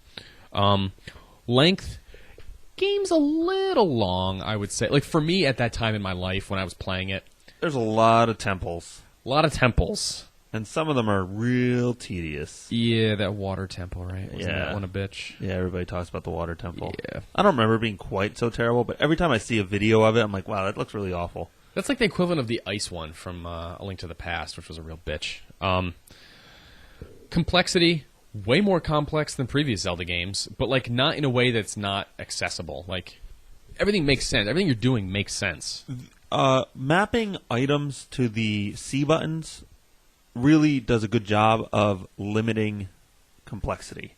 Yeah, It gives you a lot of options, but you'd never have to worry about all of them at once. Yeah, like, you usually have what you need. And, like, you'll swap out for, like... Is the ocarina a thing that you would map to the C buttons? Yeah. So, like, you would pop that out, like, if you really needed it. You know, you'd switch it over to one of the C buttons. But, like, you know, bombs, arrows, you know, boomerang, things like that. Like, your staples, that's what you have mapped there. And that makes sense. You know, you bring out the special stuff when you need it. But creativity, originality... Zelda's a weird series because it's all kind of the same, but all kind of different. Yeah. I feel like this one sort of laid a lot of groundwork for subsequent games in terms of, like, this is what a Zelda game is. The look of Ganon, for example. So, riding a horse, that was, and at the time, I mean, were there any other games where you could do that? I mean, that was pretty groundbreaking. Not that I can think of. So, Ocarina of Time is not necessarily the best example for all these categories, but as a whole, I think that game gets it right. There was a lot of build-up. It was a great game. I still look back on it fondly. I think they got it right. Next game I want to talk about is The Last of Us. That game's really good. My only legitimate complaint about it is that the pacing is really up or down. You during the safe times, you almost always feel safe, and during the combat times, you're always on edge during combat. There's never like any mixing. It's either like, oh, I don't have to worry about it. I'm totally safe right now. I can just tell, or it's like, all right, time to go to battle. And I feel like that shouldn't be the case. I completely agree. Like with zombie you. games. Yeah. Like, I mean, because that's essentially what these are, more or less. And you should never feel safe. It's a post-apocalyptic world. Like, you're prey now for something else. Yeah. You're not the top of the food chain anymore. So aside from that point, though, I thought The Last of Us was a truly incredible experience. Emotionally, it is top-notch. You just have like the real ups and downs that the characters are having. You get really attached to the characters, the likable characters. The story's interesting. The gameplay feels awesome. There were a few times where I would get confused as to like what buttons did what. Like I would accidentally throw a brick instead of hitting somebody with it. Mm-hmm. But by the end of the game, you get pretty good at it, and it's a pretty focused affair. You know, like you always know where you're trying to get to. It's just a generally brilliant game. And it's kind of interesting because it's at its core, it's essentially a puzzle game. Like how to get from point A to point B. That's true. But it's like you have to fight your way through, you know, or be careful or be stealthy or whatever. But like it's a puzzle game. It is sort of yeah. That's a weird but good comparison. It's like the most complex puzzle game ever. Yeah. No, that's a good one. It's like you're running a maze almost the entire time, and there's like obstacles you have to get around. So, how do you feel about the length of The Last of Us? I thought it was fine. Okay, so here's the bigger issue with that question. I thought The Last of Us length was good. I thought it was an appropriate length. The issue is that it's a very tense game, and emotionally, you really can't handle longer periods of gameplay than like an hour or two. It's stressful. It's very stressful. So it made like a marathon playthrough almost impossible. You have to take breaks. And because of that, I feel like it might be it feels like a longer game than it might actually be. But as a whole, I was ready for the game to be done, but more because I just couldn't, like my nerves were frazzled, then I didn't want more of the game. Does that make sense? Yeah. I thought it was a tad long, especially when you add in the DLC. Yeah, but I do not count DLC when it comes to games. That is I do. Strictly additional. No, because that was not the original vision for the game. Well, that's not. You don't necessarily know that. It could be content that wasn't prepared, or content that they prepared for DLC. It's not the same. If it was for the game, it would be in the game. Yeah, but if they want to make extra money down the road, they say, "Don't put this in the game. We're going to save this and release it as DLC." That's like saying deleted scenes in a movie count towards the movie. Well, if they don't finish the movie completely, and then, I mean, The Last of Us did finish, but there's more to the story, so there's more content, and which wasn't in the original game, and you have to pay for it, so it's part of the game. No. We can debate the merits of DLC another time. It's sort of beyond the scope of this podcast. So I don't know. Do you have anything else to say about length? Nope. Okay. Do you have any more? No. Oh. That's my list. Oh, all right. I got one more. This is a fresh game, so perhaps I'm seeing it through rosy goggles. Is that a phrase? It is now. Rose-colored glasses? Sure, I prefer rosy goggles. Okay, it's a little more extreme. Sure. It's rad. Kentucky Route Zero. I can't get enough of this game. Its mechanics are solid. It's more or less a point-and-click adventure, so there's not a lot. It's not like the feel is very important. However, the focus of the game is incredible. The tone is unbelievable, and it just creates a totally unique experience that cannot be replicated, cannot be duplicated in any other medium than this game. Kentucky Route Zero gets it right, for sure. So, based on your recommendation, I've attempted to play it. It wasn't loading properly on my computer. I've got 2 other ones I can try it on, and I haven't done that yet. But based on the website, like you talked about the game, and honestly, it didn't do a ton. Your description didn't do a ton for me. It's an impossible game to describe. And I would agree with that based on when I finally went and looked at the website. I was like, why am I not playing this game? Like, literally scrolling through that, like, one-page website and looking at the little video on there. I was like, oh, I need to be playing this game. And went and acquired it immediately. Yeah. So get on that. Get Kentucky Route Zero. Yeah. All right. We're going to blast through the rest of our lists. Because this is super long podcast. Yeah, this is getting ridiculously long. What are some games that got it wrong? Games that got it wrong. Why don't you just do all your games that get it wrong? All right.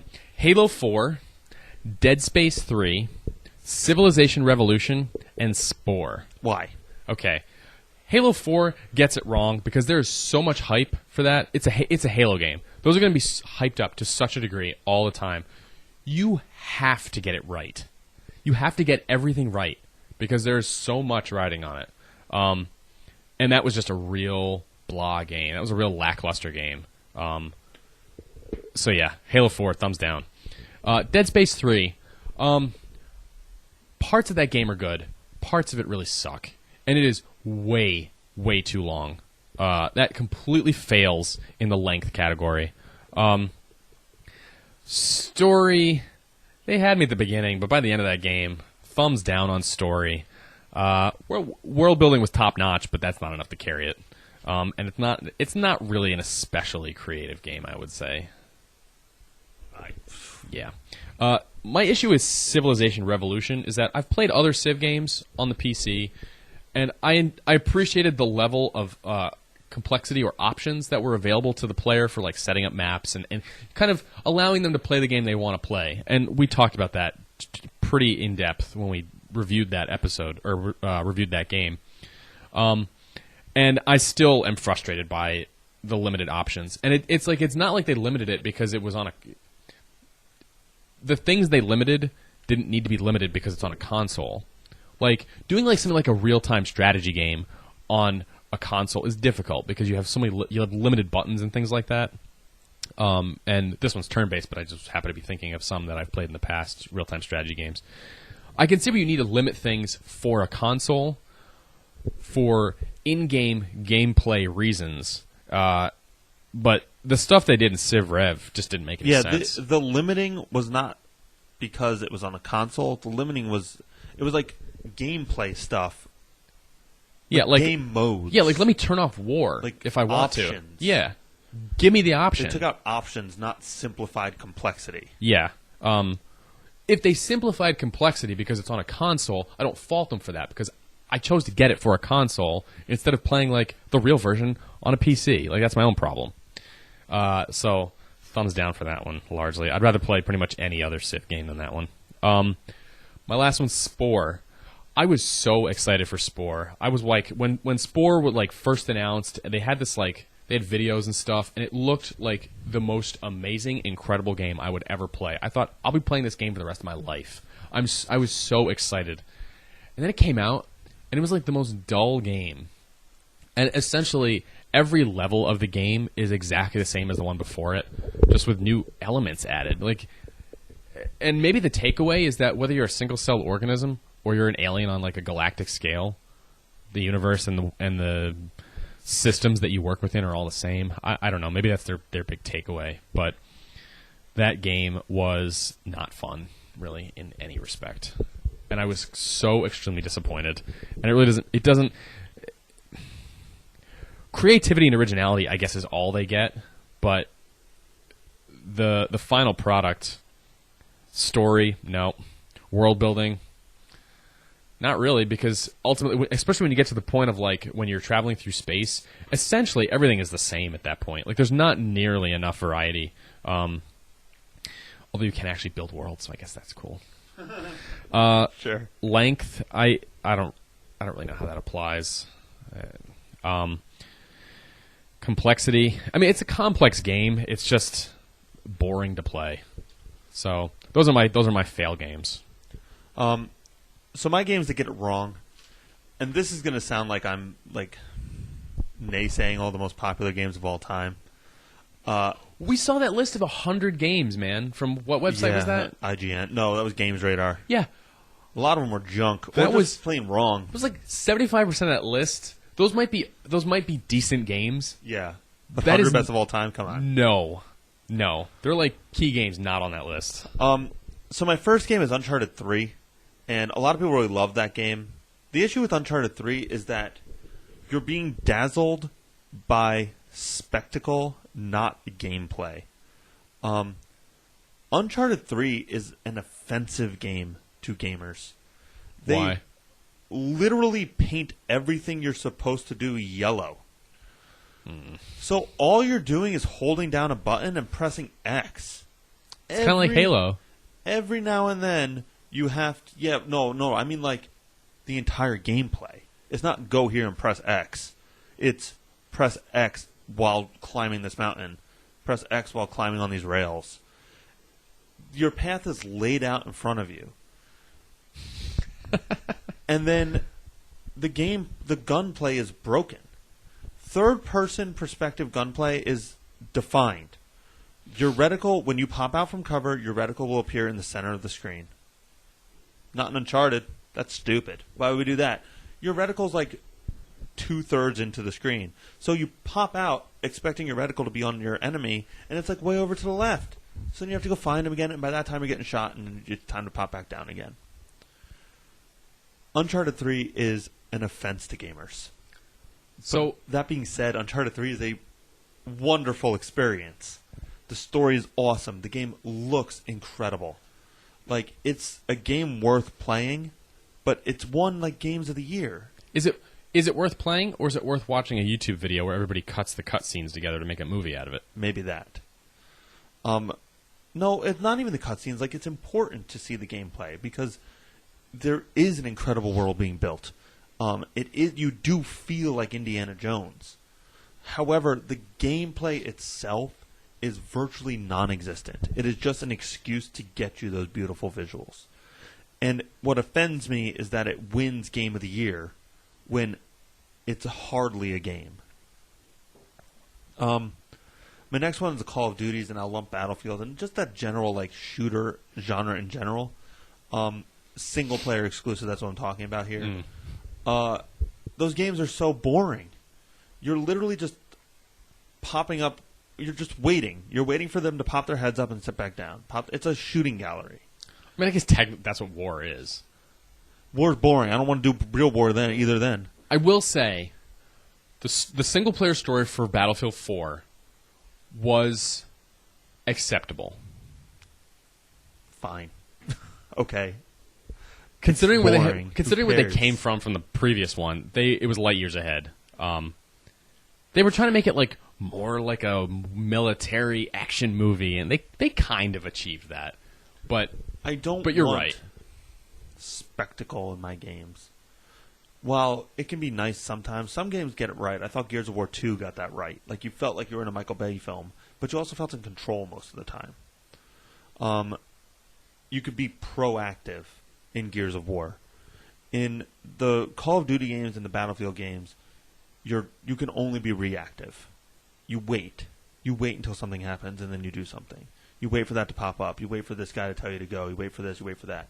Gears of War, more often than not, it's not always the best tactic, but if you want to run up and just run past things or, chainsaw people in half from behind, you can do that. You can be proactive in those games. In like those modern military warfare games, you can only be reactive, and that is awful. So let me just pose a real quick question for you, for a hypothetical single player military experience. Okay, so the kind of things we typically get are Michael Bay-esque. They're big on action, they're big on explosions, a lot of fancy guns and gunplay, and it's a little over the top. What if they took a single mission, like they made a hypothetical mission in Iraq or Afghanistan, and you were playing it like in real time, and you simply had one mission with your squad, and like you had a couple of objectives, but it was way more like realistic, and not nearly as action-packed, but you had to, like... I guess I'm trying to think of, like, the indie version of a military game. So you're talking about, like a Navy SEAL simulator or something. Kind of, but not making it like Splinter Cell, where it's, like, kind of this goofy Spec Ops kind of thing. Like, serious and gritty and, like, if you realistic. made a military shooter where a bullet killed you and then you restarted the level, I'd play that game. I would play that game. I don't want Call of Duty where you get blood splatters all over, and if you just hide behind a crate for a minute, you're good to go. Yeah. I would like it's good a in game, multiplayer, not in single player. I would like a game with legitimate repercussions. Like, you get spotted, you're done. Like Counter-Strike. Yeah. But I guess I'm just thinking, like, like they're trying to make an action movie. But what if they make, like, a real gritty, like, war movie? Like, something serious, like Black Hawk Down. Yeah, or Saving Private Ryan. Like, something really, like, horrible and dark and gritty. You know? Like, what war really is. Not the action-packed Hollywood, you know, version of the military. So I wasn't going to talk about this, per se. But now you are. But now I am. Do you know anything about Spec Ops: The Line? No. All right. So Spec Ops is lauded as this sort of higher-level military shooter. The game itself is real typical, real baseline. Spoiler alerts. This is spoiler alerts, but this is a little less spoilery than Gone Home. The whole game is your typical military shooter. It's about, like, you pretty much just feeling rad and doing cool stuff. But then you get to the end, and you find out that you're a crazy person. And that all that, like, rah-rah America and I'm an action hero stuff isn't true. And that it's a bigger commentary on video games in general. But it's basically like war is futile and there are no heroes and you're not a hero. You just have post-traumatic stress syndrome. And that's sort of what it is. Like, it's kind of a bad game. But, like, the game critique and the, like, social critique in the game make it, like, next level good. And I've played that game, and it's awesome if you can get to the end. But I would appreciate, like, an actual gritty military shooter. And this isn't necessarily a gritty game, but have you ever played Full Spectrum Warrior for the original Xbox? That's like that is a very unique game. Wow, we've gone so off topic. We would have reined this in. It's unique because it almost takes you off of the level of the single soldier and brings you more to the squad level. And it's like kind of getting from point A to point B. And how would a squad do that? Well, some guys you'd tell these guys to go there and provide cover so that you can get this guy there, and then those guys provide cover so the first guy can get over there. And, like, you know, how do you destroy this but remain in cover? And it's like it's all about cover and tactics, and it's a unique take on a military game that you don't normally see. And there was really nothing like it before it, and there has been nothing I can think of after it that really worked the same way. And, like, it felt more like a real military game than like an action Hollywood bullshit. We are off topic, so I'm going to put us back. That's fine. I talked briefly about Arkham City compared to Arkham Asylum. I talked about it in the past, so I'm not going to go into too much detail. Arkham City lost its focus. It needed to rein it in. BioShock Infinite, that game is like a tale of two games. On one hand, you have this beautiful, interesting, fun world to explore with interesting characters and a gripping plot. And on the other hand, you have this awful crap shooter that is tedious and annoying and boring and repetitive. And it's just the worst. It's real funny that you say that, because I essentially watched the movie version of BioShock Infinite on YouTube. You know, it was like a 3.5-hour thing where somebody cut it all together. And there you would see little bits of the actual game, like at the beginning or end of a segment, where the character you play is fighting guys. And I kept thinking, this looks so dull. This looks so boring. I was like, I'm not missing anything by skipping over this. And it was such a stark contrast to the original BioShock, because the original BioShock melds that, like, exploring and action perfectly. Because the original BioShock is a lived-in world. You know, like you don't. There are still people in your environment, so you never know when like you might encounter a villain or something. And the enemies are the people who have gone crazy in the original BioShock. In Infinite, they're just in the way. Yeah, there's citizens, and then there's like the military that you're fighting, or the defense mechanisms that you're fighting. So when you're amongst the people, you know you're safe. You just walk around among the people, and it's not a thing.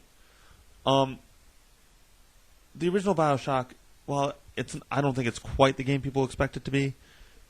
It gets almost everything right. And BioShock Infinite gets virtually none of it right from a game perspective. Pretty much story, and that would be about it, right? Yeah, story and world building. World building is exquisite in BioShock Infinite.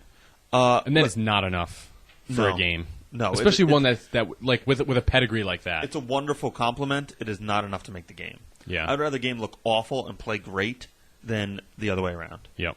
Last thing, GTA 4. We talk about a lot about GTA 5. I actually think GTA 5 is a pretty good game. It's just not the game I want. It's not a game for me. I would agree with that 100%. I think GTA 4 is a pretty bad game, and people are mistaken about it. Real quickly? Yeah, two things about it. One, GTA should be fun. GTA 4 was way too serious, and it gave an extra weight to all your actions. The only thing that makes GTA games acceptable, like all the vile things you're doing, is that it's all super duper tongue-in-cheek. And while GTA 4 has some comedic elements to it, the gameplay itself feels and plays way too real. People look too real. The world looks too real. There's no humor in it. So when you murder somebody, it really feels like you're murdering a pedestrian. And then on top of that is that the mechanics are awful in that game. The cars drive like they're on ice. Gunplay feels ridiculous. You run like an idiot. Like, nothing feels right from a mechanical standpoint in GTA 4. All right. Off of that list, on to the next list. Desert Island. Desert Island games. These are games that we would like to play if we were stuck on an island forever. So this is similar to the first list. There are games that like I think totally nail it as far as what I'm looking for from a game, but it doesn't mean I definitely want to keep playing them over and over again. And I think the good one to start off with here is the contrast between Mass Effect 1 and Mass Effect 2. Mass Effect 1 is on my games that get it right list. Mass Effect 2 is on my games I want to play again list. I think they tighten up certain mechanics, and I think it's a little more straightforward. It's also a little more simple. But it's a great game. So is the first one. I think the first one's a little more groundbreaking because it is the first one. So Mass Effect 2, Halo 2, and essentially for some of the same reasons. I enjoy the added complexity of Halo 2. There's less repetitiveness that was real inherent in the first one. That was a real problem. I really enjoy exploring in Halo 2. Next game, Star Wars Rogue Squadron. I debated putting this on my games to get it right list. It's an excellent game, and I remember at the time, like, this was a game that was on the top of like every list back in the day. People just loved Rogue Squadron, and I think it nails it completely. But it's a game that like I can replay those levels, and I can just sort of fly around and do things how I want, and it's just I just have fun playing it. It's just fun. GTA 5. As we just said, GTA 5 is not necessarily the game I want, but I can play it how I want to a degree. And that exploration is super fun for me. So I could certainly see myself spending a great deal of time on a desert island, distracting myself by exploring GTA 5. And the last entry here are two games that I feel like don't get enough attention really anymore at all. I think they've been kind of surpassed technically by a lot of other games since then. But I still love these games, and I think they should be higher on like every list pretty much. And that's Medal of Honor, Allied Assault, and Return to Castle Wolfenstein. I played so I replayed so much of those games, both single player and multiplayer. I played so much Wolfenstein Enemy Territory. They're excellent games. They technically certainly don't match up to what's coming out now with Call of Duty and Battlefield and all that stuff. But they're fun games, and I'm real nostalgic for them. So those are my Desert Island games. So the way I came at this are pretty much games that fit my criteria, but also have that little extra value of replayability or longer gameplay or something like that. If I'm going to be stuck on an island, I want to get as much out of these games as I can. My first one is Final Fantasy IX, which is probably my favorite Final Fantasy, and a lot of people criticize it because it holds your hand a lot, especially early game, almost through the entire first disc and maybe even to the second one. It's a very linear path. However, we established I already kind of like that. So it still gives you a lot of freedom, despite the hand-holding. I love Final Fantasy IX. Skyrim, I don't think Skyrim fits any of my criteria. Its focus, awful. Its tone, I guess it's there. It's cold a lot, sure. Mechanics, Skyrim plays pretty crappy. However, it's a ton of fun, and 180 hours into it, I still have only seen about 80% of the map. Still stuff to explore. I still have 31 more levels to get through, like if I want. I could create a completely different character. I could be a different sex. I could be a different race. I could do anything I want. That game has virtually unlimited replayability. No limits. No limits. However, and as I've stated before, I'm not an open world game fan. I love Skyrim to death. I cannot define why it is great, but it is. I think Skyrim for you is almost like GTA is for me to some degree. Like, I just love exploring this gigantic world, which that's what appeals to me potentially about Skyrim, but I don't know if I can do it. I do feel pretty awesome in Skyrim a lot. Like, that's a good feeling. Like, I feel like a super dude. You feel rad? I feel rad. It's got a good rad quotient. Metal Gear Solid 3. Snake Eater? Snake Eater. Best Metal Gear Solid game. It's gorgeous. There's a lot in it. And what makes the Metal Gears interesting and from a replayability standpoint is that there's a lot of different ranks you can get. There's a lot of self-imposed restrictions you can do. You know, there's a crocodile hat. There's a crocodile hat. I play almost all the Metal Gears either on easy or medium. There's like extreme. There's boss extreme. You know, there's all these different levels where you could just keep escalating your skill set. You can run through it without alerting anybody. You can run through it using only the tranquilizer, so on and so forth. Castlevania Symphony of the Night. This is a game I debate a lot whether it's a good game or an easy game, and that's why I like it. But that's a game that I have 200.6% completed on 4 different consoles. I love it to death. I speedrun it every now and then. Not very well. Symphony of the Night is just a great game. I could play that every day for the rest of my life if I had to. That's not co-op, is it? Nope. Not a bit. Lame. And then the last one, and this might come as a bit of a surprise, is the first Mass Effect. And when I brought that up, Dan was like, yeah, but that menu. It's like, well, you know what? If I'm on a desert island, I got nothing better to do. Maybe I can actually sit down and take the time to figure out that stupid menu. Figure out what the best stuff is to actually own. I thought the first Mass Effect, despite the fact that it needed some focus, it was still the purest RPG of the 3 of them. And I respect that. And I liked how much customization you could have, even though it was a little unwieldy sometimes. And it really laid the groundwork. And a lot of people complain about the Mako and like exploring the planets and stuff. Here's the thing. Yes, that was frustrating, but at least it was interesting. In Mass Effect 2 and 3, when you just scan planets and shoot probes into them, no, that's dumb. That's really boring. I would rather actually drive an unwieldy machine across a boring planet than just look at the boring planet.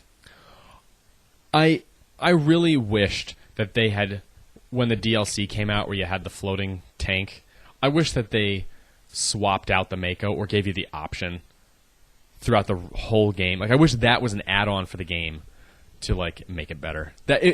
Honestly, with that simple addition, I would like unequivocally pick Mass Effect 1 over everything all the time. I agree. So So that's my desert island list. I have two. I'm gonna blow through these two last lists real quick. I just have a short like honorable mentions type list of games that I think get it right but don't qualify as like top of anything. Okay. Elite Beat Agents. Don't know it. It's a Nintendo DS rhythm game about special agents who bring happiness through dance. It's ridiculous and the most fun in the world. So try Elite Beat Agents. Braid. I mean, I already talked a little bit about Braid, but Braid's just incredible. Psychonauts. The game's a little long, and there are some worlds that are just uninteresting. However, the world building is exquisite. The gameplay is exquisite. The focus is wonderful. We talked about Fez. Limbo needs to be mentioned. Limbo's an incredible platformer. Is that one that's really stark black and white almost? Yes. Okay. Yes. I haven't played it, but I've seen some videos. And really cryptic and just straight wonderful. It looks really tense in the videos I've seen. Like you'll swing by just at the right time to miss a gigantic monster. Yeah. It's great. And then I just wanted to run down a list of resources that I think have shaped my perspective on games and game theory specifically. I had Dan watch a video today that repulsed him, and I cannot blame his repulsion. Almost everybody out there is at least familiar with Ego Raptor and the game Grumps and so on. Ego Raptor has a very short series of videos called Sequelitis. I think there's only 4 videos of it. It's compares Castlevania 1 and 2, Castlevania 4, A Link to the Past, and Ocarina of Time, and then the one very specifically that I find to be important is the comparison of Mega Man to Mega Man X. It should be stated that it is an incredibly abrasive video. Hope you like the word fuck. Unfortunately, I think the points he makes about game mechanics and the presentation of game mechanics and teaching you how a game works it's so spot on and perfect. No, it is. That's the problem. It's like the more I watched, I was like, wow, this guy's like making intelligent points. I'm just like, I just want to end his life. I just want to stab him in the eyeballs. Just stop screaming, bro. Yeah, like you don't need to use the word fuck in every sentence. So, if you can bear it, check out the Sequelitis comparison between Mega Man and Mega Man X. The other ones, Extra Credits, used to be on Penny Arcade TV. Now it's just on YouTube. It's a guy named James Portnoy from Digipen, which Dan mentioned earlier, and another guy who works for Pixar who animates and does the voice, sort of. So it's like a video podcast sort of thing, or like a show? Or? They're like 5 to 10 minute videos on game theory, and that's okay. It. Animated. So it's like a vlog. Sure. They're exquisite. It is the perfect interpretation of games. And if you ever get a chance to see James talk live, it's a really great experience. So check out Extra Credits. Super Bunny Hop is exceptional. He does really good critiques of the Metal Gear games and just in general. Errant Signal is another one that's also really great. And The Final Bossman, Wednesdays on Game Trailers. I like Kyle Bossman so much because he has a very good critical eye on the video game industry, but even though, despite the fact that what he does is almost whining a lot about it, he's very optimistic about games because deep down he understands that games are exciting and they should be fun and that we should love them, which I agree with. What about the guy that writes those books that you get? Oh, and Jeremy Parrish. He has a game blog, which I think now he changes it like once a week. Or once a month. It used to be GameSpite. Now it is telebunny.net. Oh, nope, not telebunny.net anymore. It is 2dimensions.com. 2-dimensions.com. You can also check out GameSpite.net or telebunny.net. They all bring to the same spot. He does extremely in-depth analysis of video games, and he used to make books at the GameSpite books. They're exceptional. He used to be the editor of 1UP and EGM. And he's also on Retronauts, but I cannot recommend Retronauts. That podcast is annoying. It is not like I want to like. I want to like. I know. It. I want to love it. I really want to like it, and I don't. I don't either. It's really, and they all sound the same. Yes. I can never understand who's talking. That is the biggest issue, is that I can never tell who's talking on that podcast, and there's way too many of them. Yeah. Oh, that was a marathon. This might break up into 2 podcasts. Yeah, or have some serious editing. Just in response, so Greg mentioned a bunch of resources that he pulls on. I am interested in game theory, but I do not pursue it the way Greg does. I'm interested in the concepts. Like, I'm really interested in like games as art and indie games and experimental games. I like where they go. I like the stuff they explore. Most of the thoughts I have are just the ones that I mainly just come upon on myself. My thoughts and opinions are my own, and that's good and bad. I guess, and in general, I think I bring a more casual gamer perspective to this podcast, and I maintain that by doing zero research on games. But I, when Greg does pass things on, and I do manage to watch them, they are interesting. And these, there's a lot of intelligent people out there that take gaming seriously, and I appreciate that. I appreciate that they're making an effort to legitimize games, because it has a lot of hurdles to overcome as like an industry, as a media form. And go watch that Mega Man one. That was pretty interesting. If you can get through all the constant ridiculous swearing. He makes a lot of really critical observations that are really interesting, and I wouldn't have noticed them otherwise in a game like that. Like, I would have just, whatever.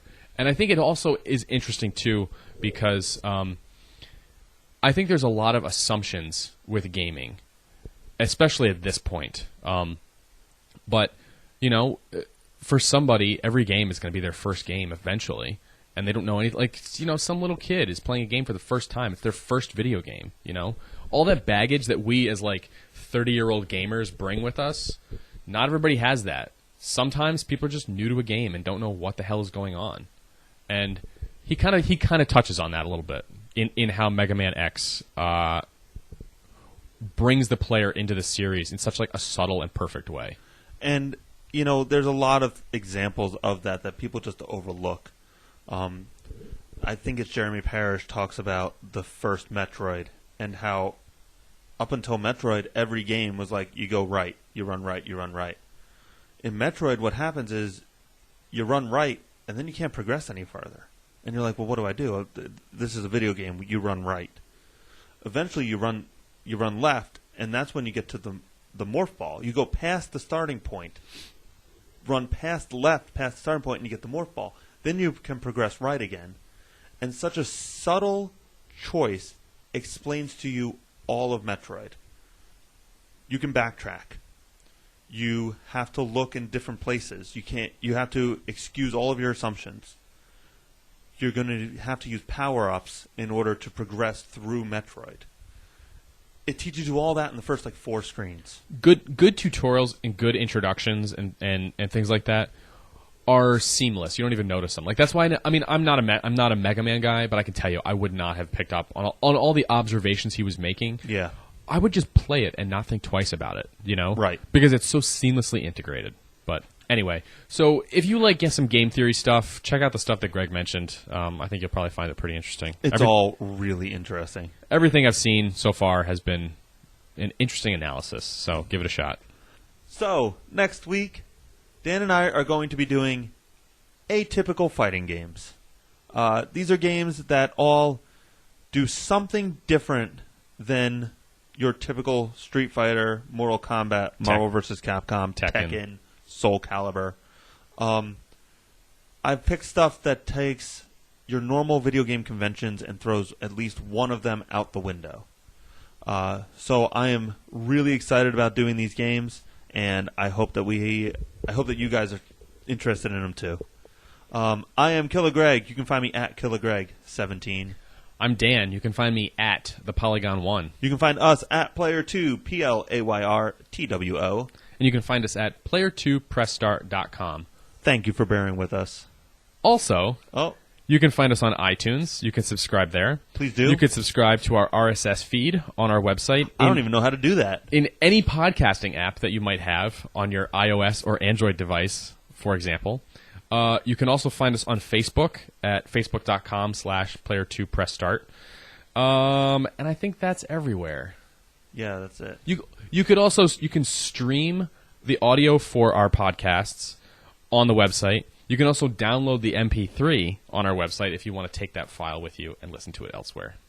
We are also in the process of working through and getting all our episodes on YouTube if that tickles your fancy as well.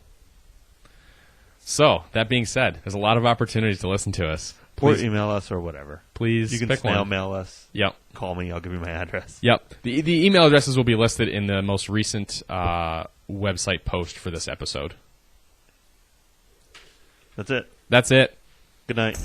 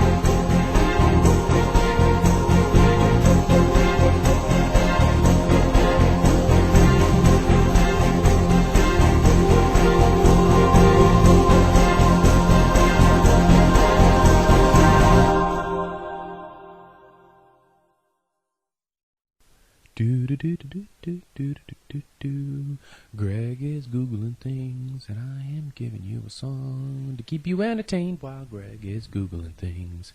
Do do do do do do do do do do do do do do.